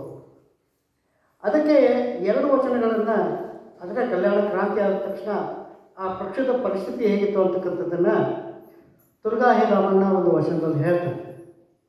ಇದು ಬಹಳಷ್ಟು ವಿವಾದವನ್ನು ಕೂಡ ಉಂಟಾಗ್ಬೋದು. ಆದರೆ ಅದನ್ನು ಅರ್ಥ ಮಾಡ್ಕೊಳ್ಳೋದಾದರೆ ಆ ಪೂರ್ತಿ ಚಿತ್ರಣ ನಮ್ಮ ಕಣ್ಣು ಮುಂದೆ ಇರಬೇಕು. ಬಂದಿತ್ತು ದಿನ ಬಸವಣ್ಣ ಕಲ್ಲಿಗೆ, ಬಂದಿತ್ತು ದಿನ ಬಸವಣ್ಣ ಕಲ್ಲಿಗೆ. ಕಲ್ಲಿಗೆ ಅಂತಂದರೆ ಕಪ್ಪಡಿ ಸಂಗಮ, ಕಲ್ಲು ಪಸ್ಪಡಿ ಕಪ್ಪಡಿ. ಇದನ್ನು ಬೇರೆ ಬೇರೆ ಅರ್ಥದಲ್ಲಿ ವಿದ್ವಾಂಸರು ಹೇಳ್ತಾರೆ. ಅದು ಸರಿ ಇಲ್ಲ ಅಂತ ನನ್ನ ಅನಿಸಿಕೆ. ಬಂದಿತ್ತು ದಿನ ಬಸವಣ್ಣ ಕಲ್ಲಿಗೆ, ಚೆನ್ನ ಬಸವಣ್ಣ ಉಳುವೆಯಲ್ಲಿಗೆ, ಪ್ರಭು ಅಕ್ಕ ಕದಳಿ ದ್ವಾರಕ್ಕೆ, ಮಿಕ್ಕಾದ ಪ್ರಮಥರೆಲ್ಲರೂ ತಮ್ಮ ತಮ್ಮ ಲಕ್ಷ್ಯಕ್ಕೆ, ನಾ ತುರುವಿನ ಬೆಂಬಳೆಯಲ್ಲಿ ಹೋದ ಮನೆಯಲ್ಲಿ ಅಡಗಿಹರೆಲ್ಲರೂ ಕೇಳಿನ ಗೋಪತಿನಾಥ ವಿಶ್ವೇಶ್ವರ ಲಿಂಗದಲ್ಲಿಯೇ ಹುಡುಗುವೆ. ಅಂದರೆ ಕಣ್ಣಾರೆ ಕಂಡಂಥ ತುರ್ಗಾಯಿ ರಾಮಣ್ಣ ಬರೀತಾನಿದ್ದ. ಎಂಥ ಪ್ರಕ್ಷುಬ್ಧ ವಾತಾವರಣ ಇತ್ತು ಅಂತಕ್ಕಂಥದ್ದನ್ನು. ಇನ್ನು ಮೊಳಗೆ ಮಾರಾಯನವರು ಕೂಡ ಬರೀತಾರೆ, ಊರು ಕೆಟ್ಟು ಸೂರ್ಯ ಆಡುವಲ್ಲಿ ಆರಿಗಾರು ಇಲ್ಲ, ಬಸವಣ್ಣ ಸಂಗಮಕ್ಕೆ ಚನ್ನಬಸವಣ್ಣ ಉಳುವಿಗೆ ಪ್ರಭು ಕದಳಿಗೆ ವಿಕಾದ ಪ್ರಮಥರೆಲ್ಲರೂ ತಮ್ಮ ತಮ್ಮ ಲಕ್ಷ್ಯ ಭಾವಕ್ಕೆ ಮುಕ್ತಿಯನ್ನು ಐತಿಹರು ನನಗೊಂದು ಬಟ್ಟೆ ಹೇಳ ನಿಕ್ಕಳಂಕ ಮಾಡಬೇಕಾಗಿಲ್ಲ. ಅಂದರೆ ಆ ಪ್ರಕ್ಷುಬ್ಧ ವಾತಾವರಣವನ್ನು ನೀವು ನೆನೆಸ್ಬೋದು. ಇನ್ನು ಕಲ್ಯಾಣವನ್ನು ತಂದು ಬಹಳಷ್ಟು ಜನರು ಚಂದ್ರ ಹೋಗ್ತಾರೆ. ನಾವು ಬಹಳ ಮರ್ತಿರ್ತಕ್ಕಂಥ ಒಂದು ಸಂಗತಿ ಏನಿದೆ, ಅರ್ಧದಷ್ಟು ಹೆಚ್ಚು ಜನರು ವಾರಂಗಲ್ಲಿಗೆ ಹೋಗ್ತಾರೆ. ಆ ಕುರಿತು ಸಂಶೋಧನೆಯನ್ನು ಇನ್ನೂ ಆಗಿಲ್ಲ ಗುರುಗಳೇ. ವಾರಂಗಲ್ಲಿಗೆ 50% ಶರಣರು ಹೋಗ್ತಾರೆ. ಅದನ್ನು ತಿರುಪತಿ ವೆಂಕಟೇಶ್ವರ ವಿಶ್ವವಿದ್ಯಾಲಯದಲ್ಲಿ ಹಸ್ತಪ್ರತಿಗಳ ಸಂಗ್ರಹ ಮತ್ತು ಸಂರಕ್ಷಣೆ ಬಗ್ಗೆ ಅಲ್ಲಿ ನಾನು ಉಪನ್ಯಾಸ ಮಾಡಕ್ಕೆ ಹೋದಾಗ ಇದನ್ನು ಹೇಳಿದ್ದೆ. ಅದಾದಮೇಲೆ 3 ಜನರು ಅದರ ಮೇಲೆ ಸಂಶೋಧನೆ ಮಾಡಿದ್ದಾರೆ, ಇನ್ನೂ ಕಂಪ್ಲೀಟ್ ಆಗಿಲ್ಲ. 50% ಜನರು ಆ ಕಾಕತೀಯ ಅರಸರ ರುದ್ರದೇವನ ಆಸ್ಥಾನದಲ್ಲಿ ಆಶ್ರಯ ಪಡಿತಾರೆ. ವಾರಂಗಲ್ಲು ಅಂತ ಹೆಸರು ಬರೋದಕ್ಕಿಂತ ಶರಣರು ಕಾಳರು ಅಂಥದ್ದನ್ನು ಕೂಡ ನಾನು ಆ ಉಪನ್ಯಾಸದಲ್ಲಿ ಹೇಳಿದ್ದೆ. ಅದರಲ್ಲಿ ಒಂದು ತುಕಡಿ ಚನ್ನಬಸವಣ್ಣ ಮತ್ತು ಅಕ್ಕನವರ ನೇತೃತ್ವದಲ್ಲಿ ಉಳುವೆ ಕಡೆ, ಕಲ್ಯಾಣದ ಉಳುವೆ ಕಡೆ ಬರ್ತಾರೆ. ಈ ದಾರಿಯನ್ನು ಅಂದರೆ ಈಗ ಕಾಲಘಟ್ಟದಲ್ಲಿ ಹೇಳಬೇಕಂದ್ರೆ ಗೂಗಲ್ ಮ್ಯಾಪನ್ನು ಡಾಕ್ಟರ್ ಆರ್ ಸಿ ಹಿರೇಮಠ ಅವರು ಬರೆದಿದ್ದಾರೆ, ಡಾಕ್ಟರ್ ಎಸ್ ತಿಪ್ಪೇರುದ್ರ ಸ್ವಾಮಿ ಅವರು ಬರೆದಿದ್ದಾರೆ, ಸೌರ್ಯ ಸದಾಶಿವರಾಯರು ಉಳುವೆಯ ಮಹಾತ್ಮೆ ಅಂತಕ್ಕಂಥ ಗ್ರಂಥದಲ್ಲಿ ಕೂಡ ಆ ಹೆಜ್ಜೆ ಗುರುತುಗಳನ್ನು ಹೇಳಿದ್ದಾರೆ. ಇದಲ್ಲದೆ ಡಾಕ್ಟರ್ ವೀರಣ್ಣ ದಂಡಿ ಅವರು 12ನೇ ಶತಮಾನದ ಸ್ಮಾರಕಗಳು ಅಂತ ಶರಣರ ಸ್ಮಾರಕಗಳ ಪುಸ್ತಕದಲ್ಲಿ ಉಲ್ಲೇಖ ಮಾಡಿದ್ದಾರೆ. ನಂತರ ಡಾಕ್ಟರ್ ಬಸವರಾಜ ಮನಶೆಟ್ಟಿ ಅವರು ಕೂಡ ಕ್ಷೇತ್ರ ಕಾರ್ಯ ಮಾಡಿ 12ನೇ ಶತಮಾನದ ಶರಣ ಕ್ಷೇತ್ರಗಳು ಅಂತಕ್ಕ ಪುಸ್ತಕವನ್ನು ಕೂಡ ಬರೆದಿದ್ದಾರೆ. ಇವೆರಡೂ ಪುಸ್ತಕಗಳು ಬಸವ ಸಮಿತಿಯಿಂದ ಪ್ರಕಟ ಆಗಿದೆ. ನಮ್ಮ ಮುಳುಕರು ಅವ್ರನ್ನ ಕೇಳಿದ್ರೆ ಆ 3 ಪುಸ್ತಕಗಳನ್ನು ನಿಮ್ಗೆ ಕೊಡ್ತಾರೆ. ಬಹಳ ಅದ್ಭುತವಾದಂಥ ಪುಸ್ತಕ, ಎಲ್ಲ ಫೋಟೋ ಸಹಿತ ಗ್ರಂಥದಲ್ಲಿ ಹಾಕಿದ್ದಾರೆ. ಇಂಥ ಪ್ರಕ್ಷುಬ್ಧ ಪರಿಸ್ಥಿತಿಯಲ್ಲಿ ಸೊಲ್ಲಾಪುರಕ್ಕೆ, ಶ್ರೀರಂಗಕ್ಕೆ, ಕಾಕತೀಯ ಅರಸರ ವಾರಂಗಲ್ಲಿಗೆ, ಉಳುವಿಗೆ, ಹೀಗೆ ವಿಭಿನ್ನ ಸ್ಥಳಕ್ಕೆ ತೆರಳ್ತಾರೆ. ಆ ಚಿಕ್ಕ ವಯಸ್ಸಿನ ಚನ್ನಬಸವಣ್ಣನವರು ಇಂಥ ಒಂದು ಗುರುತರ ಜವಾಬ್ದಾರಿಯನ್ನು ವಹಿಸ್ಕೊಳ್ತಾರೆ. ಮಾರ್ಗ ಮಧ್ಯದಲ್ಲಿ ಸೌವಿದೆಯನ್ನ ಸೈನ್ಯಕ್ಕೆ ಇವರು ಕೌಂಟರ್ ಕೊಡ್ತಾರೆ, ಅಡ್ಡಗಟ್ಟಿ ಮಾರಣ ಹೋಮವನ್ನು ಮಾಡ್ತಾರೆ. ಅದಕ್ಕೆ ಅನಿರೀಕ್ಷಿತ ಸಹಾಯವೂ ಕೂಡ ಒದಗಿ ಬರ್ತದೆ. ಯಾವ ರೀತಿ ಸಹಾಯ ಅಂತಕ್ಕಂಥದ್ದನ್ನು ನಾನು ಬಹಳಷ್ಟು ಪುಸ್ತಕಗಳನ್ನ ಓದ್ತಾ ಇದ್ದೀನಿ, ಎಲ್ಲೂ ಸಿಗ್ತಾ ಇದೆ. ಇಂಥ ಅಳಿವಿನಿಂದ ಉಳುವಿಯವರಿಗೆ ಎಚ್ ತಿಪ್ಪೇಸ್ವಾಮಿ ಸ್ವಾಮಿಯವರ ಪುಸ್ತಕ ಓದಿದಾಗ ಅಲ್ಲಿ ಪ್ರಮುಖವಾಗಿ ಬೆಳಗಾವಿ ಜಿಲ್ಲೆಯಲ್ಲಿನ ಆ ಶರಣ ಕ್ಷೇತ್ರಗಳನ್ನ ಅವರು ಗುರುತಿಸ್ತಾರೆ. ಬೆಳಗಾವಿ ಜಿಲ್ಲೆಯ ಗೋಕಾಕ್ ತಾಲೂಕಿನ ಅಂಕಲ್ಗೆಯಲ್ಲಿ ಚನ್ನಬಸವಣ್ಣನವರು ಉಳ್ಕೊಳ್ತಕ್ಕಂಥ ಕೆಲಸವನ್ನು ಮಾಡ್ತಾರೆ. ಅಲ್ಲಿ ರೇಚನ್ನ ಶರಣರಿಗೆ ನೀನು ಇಲ್ಲೇ ಉಳಿದು ಇಲ್ಲಿಯ ಜನರಿಗೆ ಮಾರ್ಗದರ್ಶನ ಮಾಡು ಅಂತ ಹೇಳ್ತಾರೆ. ಗೋಕಾಕ್ ತಾಲೂಕಿನ ಅಂಕಲ್ಗೆಲ್ಲಿ ನೀವು ಹೋಗಿ ನೋಡ್ಬೋದು. ಮತ್ತೆ ದೊಡ್ಡ ದೇವಸ್ಥಾನ ಕಟ್ಟಿದ್ದಾರೆ ರೇಚನ್ನನವರು. ಅದನ್ನು ಕರ್ಮಭೂಮಿ ನಂಬಿಯನ್ನಾಗಿ ಮಾಡಿಕೊಂಡು ರೇಚನ್ನನವರು ಅಲ್ಲೇ ಉಳಿತಾರೆ. ಮಾರ್ಗಮಧ್ಯದಲ್ಲಿ ಮುರುಗೋಡು ಬರುತ್ತೆ. ಮುರುಗೋಡು ಯಾಕೆ ಬಂತು ಅಂತಂದರೆ ಅಲ್ಲಿ ಯುದ್ಧ ಮುಗೀತದೆ. ಯುದ್ಧ ಮುರುಗಡೆ ಆದ ಸ್ಥಳವೇ ಮುರುಗೋಡು ಅಂತ ನನ್ನ ಅನಿಸಿಕೆ. ಇದು ನನ್ನ ವೈಯಕ್ತಿಕ ಅಭಿಪ್ರಾಯ. ಅದಕ್ಕೆ ಮುರುಗೋಡನ ಉಳುವೆ ಹೆಬ್ಬಾಗಿಲು ಅಂತ ಕೂಡ ಕರೀತಾರೆ. ಮುರುಗೋಡದಲ್ಲಿ ಉಳುವೆ ಹೆಬ್ಬಾಗಿಲಿದೆ, ಶರಣರು ಇದ್ದಂತಹ ಗವಿಗಳಿದ್ದಾವೆ, ಶರಣ ಕೂಗಿನ ಮಾರಿತಂದೆ ಸ್ಮಾರಕವಾಗಿರ್ತಕ್ಕಂಥ ಮೂಲ ಕೂಗು ಬಸವನ ಶಿಲ್ಪ ಮತ್ತು ಸಮಾಧಿ ಕೂಡ ಅಲ್ಲಿದೆ. ಮಡಿವಾಳ ಮಾಚಿದೇವರ ಗದ್ದಿಗೆಯನ್ನು ಕಾಣಬಹುದು. ಬೊಮ್ಮಾಯಿನ ಗದ್ದಿಗೆ, ಸಿದ್ಧನ ಗವಿ, ಬಯಲ ಬಸವ, ಹುಚ್ಚಯ್ಯನ ಶರಣನ ಗುಡಿ, ಜಂಬಲಿಂಗೇಶ್ವರನ ಗುಡಿ, ಮಡಿವಾಳೇಶ್ವರನ ಗುಡಿ, ಸಿದ್ಧಲಿಂಗೇಶ್ವರ ದೇವರು ಮುಂತಾದ ಅನೇಕ ಶರಣ ಸ್ಮಾರಕಗಳನ್ನು ನೀವು ಮುರುಗೋಡು ಸುತ್ತಮುತ್ತ ಕಾಣ್ಬೋದು.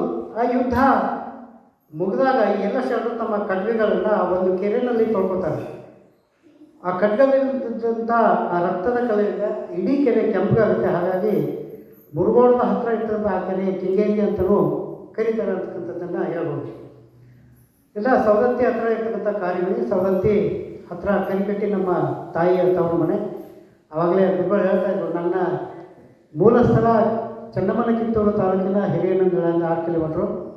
ನಮ್ಮ ತಂದೆ ಧಾರವಾಡದ ವಿಶ್ವವಿದ್ಯಾಲಯದಲ್ಲಿ ಕೆಲಸ ಮಾಡ್ತಿದ್ದರಿಂದ ನನ್ನ ಎಲ್ಲ ವಿದ್ಯಾಭ್ಯಾಸ ಧಾರವಾಡದಲ್ಲಿ ಆಗಿದೆ.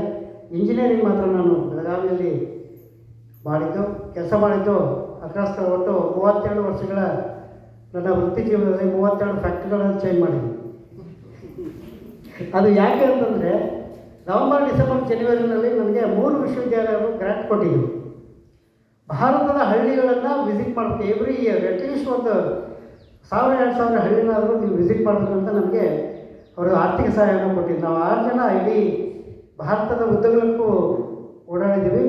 ಒಟ್ಟು ಭಾರತದಲ್ಲಿ 6,86,000 ಹಳ್ಳಿಗಳನ್ನು ನಾವು 3.5 ಲಕ್ಷ ಹಳ್ಳಿಗಳನ್ನು ವಿಸಿಟ್ ಮಾಡಿದ್ದೀವಿ. ಅಲ್ಲಿ ಇರ್ತಕ್ಕಂಥ ಸಾಮಾಜಿಕ ಚಿಂತನೆ, ಆರ್ಥಿಕ, ಅವ್ರು ಹೇಗೆ ಇದು ಮಾಡ್ತಾರೆ ಅವೆಲ್ಲ ಮಾಡಿ ಈ 3 ವಿಶ್ವವಿದ್ಯಾಲಯಗಳಿಗೆ ಸಬ್ಮಿಟ್ ಮಾಡಿದ್ದೀವಿ. ಈ ಒಂದು ಯಾಕೆ ಬಂತು ಅಂದರೆ ಸ್ವಲ್ಪ ಕನ್ಸಲ್ಟಿಂಗ್ ಇತ್ತು ಸರ್ಗೆ. ಬಹಳಷ್ಟು ಕ್ಷೇತ್ರಗಳಲ್ಲಿ ಕೆಲಸ ಮಾಡಿದ್ವಿ. ಆ ಸವದತ್ತಿ ತಾಲೂಕಿನ ಕಾರಿಮನಿ ಗ್ರಾಮದಲ್ಲಿ ಮಡಿವಾಳ ಮಾಚಿದೇವರ ಗದ್ದಿಗೆ ಇದೆ. ಇವು ಮುರುಗೋಡು ಯುದ್ಧದಲ್ಲಿ ಗಾಯಗೊಂಡು ಇಲ್ಲಿ ಬಂದು ಆ ರಕ್ತವನ್ನು ಕಾರಿಕೊಂಡು ಮಡಿವಾಳ ಮಾಚಿದೇವರು ಪ್ರಾಣ ಬಿಟ್ಟರು ಅಂತಕ್ಕಂಥ ಆ ಉದ್ದೇಶದಿಂದ ಇದಕ್ಕೆ ಕಾರಿಮನಿ ಇರ್ತಕ್ಕ ಸಂಬಂಧ ಇದೆ ಅಂತ ನನ್ನ ಅಭಿಪ್ರಾಯ. ಇಲ್ಲೂ ಹಲವಾರು ಕ್ಷೇತ್ರಗಳನ್ನು ನಾವು ನೋಡ್ಬೋದು. ಚನ್ನಮಲ್ಲ ಕಿತ್ತೂರು ತಾಲೂಕಿನ ಮರಡಿ ನಾಗಲಾಪುರ, ಹೀಗೆ ಬೆಳಗಾವಿನ ದಾಟಿ ಜಂಗಮಟ್ಟಿ, ಜಗಳಬೆಟ್ಟ, ಸಾಬನಹಳ್ಳಿ, ಯಲ್ಲಾಪುರ ಮಾರ್ಗವಾಗಿ ಚನ್ನಬಸವಣ್ಣನವರ ಆ ತಂಡ ಉಳುವಿಯನ್ನು ತಲುಪ್ತದೆ. ಆಮೇಲೆ ಇನ್ನೊಂದು ತಂಡ ಧಾರವಾಡ, ಹಾವೇರಿ, ರಾಣೆಬೆನ್ನೂರು ತನಕ ಹೋಗಿ ವಾಪಸ್ ಬರ್ತಾರೆ. ಹುಬ್ಬಳ್ಳಿಗೆ ಹೋಗ್ತಾ ನೀವು ಭೈರಿದೇವರ ಕೊಪ್ಪವನ್ನು ನೀವು ನೋಡ್ಬೋದು. ನನಗನ್ಸಿದ ಮಟ್ಟಿಗೆ ನಿಖರವಾದ ಮಾಹಿತಿ ನನಗೂ ಇಲ್ಲ. ನನಗೆ ಅನಿಸಿದ್ರೆ ಬಹುರೂಪಿ ಚಳವಳಿಯನ್ನವರು ಐಕ್ಯರಾದಂಥ ಸ್ಥಳ ಭೈರದೇವರ ಕೊಪ್ಪ ಅಂತ ನನಗನ್ನಿಸ್ತದೆ. ಉಳುವಿಯ ತಲುಪುವ ಅಷ್ಟೊತ್ತಿಗೆ ಒಂದು ಸ್ವಲ್ಪ ಕಾಲ ಆದಮೇಲೆ ಉಳುವಿಯಲ್ಲಿ ಚನ್ನಬಸವಣ್ಣನವರು ವಿಷಮಶೀತ ಜ್ವರದಿಂದ ಬಳಲಿ ಅಲ್ಲಿ ಆಗ್ತಾರೆ ಅಂತಕ್ಕಂಥ ಮಾತನ್ನು ಹೇಳ್ತಾ, ಕೇವಲ 2.5 ದಶಕಗಳ ಕಾಲ ಬದುಕಿದಂಥ ಚನ್ನಬಸವಣ್ಣನವರ ಶರಣ ಸಂಕುಲದ ಧ್ರುವತಾರೆ ಅಂತ ನನಗನ್ನಿಸ್ತದೆ. ಚನ್ನಬಸವಣ್ಣನವರ ಒಂದು ವಚನ ಇಲ್ಲಿ ಭಾಳ ಅದ್ಭುತ ಅನಿಸ್ತದೆ.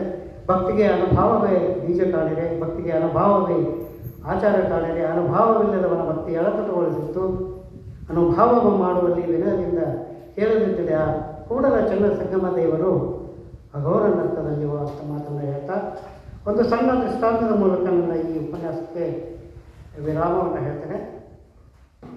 ಒಂದು ಮಗು ತನ್ನ ತಾಯಿಯ ಗರ್ಭದಿಂದ ಜನಿಸಿ ಸರಿಸುಮಾರು 1-1.5 ವರ್ಷ ಆದಮೇಲೆ ತನ್ನ ಕಾಲ ಮೇಲೆ ನಿಲ್ಲೋದಕ್ಕೆ ಪ್ರಯತ್ನ ಮಾಡ್ತದೆ. ಹಲವಾರು ಏಳುಗಳನ್ನು ಕಂಡಂಥ ಆ ಮಗು ತನ್ನ ಕಾಲ ಮೇಲೆ ನಿಂತು ಒಂದು ಸಾರಿ ತನ್ನ ತಾಯಿಯನ್ನು ನೋಡಿ ನಕ್ಕು ಬಿಟ್ಟರೆ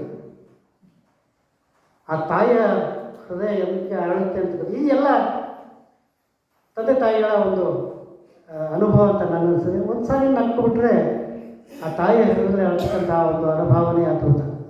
ಸ್ವಲ್ಪ ದಿವಸ ಆದಮೇಲೆ ನಡೆಯೋಕ್ಕಿರುತ್ತೆ. ಆವಾಗ ತಾಯಿಗೆ ಹಠ ಮಾಡುತ್ತೆ, ನಾನು ಮನೆ ಬಿಟ್ಟು ಹೊರಗೋಗ್ಬೇಕಂತ. ಕರ್ಕೊಂಡು ತೆಳ್ತಾ ಹೋಗ್ತದೆ. ಕಳ್ತಾ ಬೀಳ್ತೀಯ ಬಾರ ಅಂತೇಳಿ ಎತ್ಕೋತಾರೆ.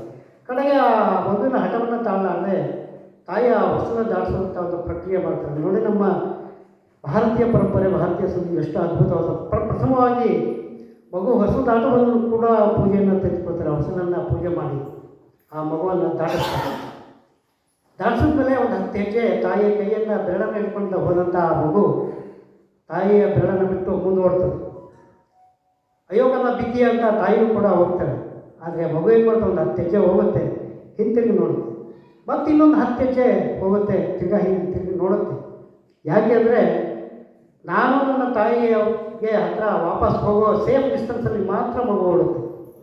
ಎಗರಬದಿ ಓಡೋದಲ್ಲ ಮಗು. ಈ ನೆಲ ನಮ್ಮ ತಾಯಿ, ವಚನ ಸಾಹಿತ್ಯ ನಮ್ಮ ತಾಯಿ, ಈ ಸಂಸ್ಕೃತಿ ನಮ್ಮ ತಾಯಿ, ಈ ನೆಲದ ಕೃಷಿ ನಮ್ಮ ತಾಯಿ. ಇವು ಜಗತ್ತಿನ ವಿವಿಧ ಭಾಗಗಳಲ್ಲಿ ಹೊರಟು ಈ ಜೀವನದ ಬದುಕನ್ನು, ಆನಂದವನ್ನು ಆಸ್ವಾದಿಸಿ ಆನಂದ ಪಡಿ. ಆದರೆ ಒಂದಲ್ಲ ಒಂದು ದಿನ ನಿಮ್ಮ ತಾಯಿ ಹತ್ರ ವಾಪಸ್ ಬನ್ನಿ ಅಂತ ಹೇಳ್ತಾ ಉಪನ್ಯಾಸವನ್ನು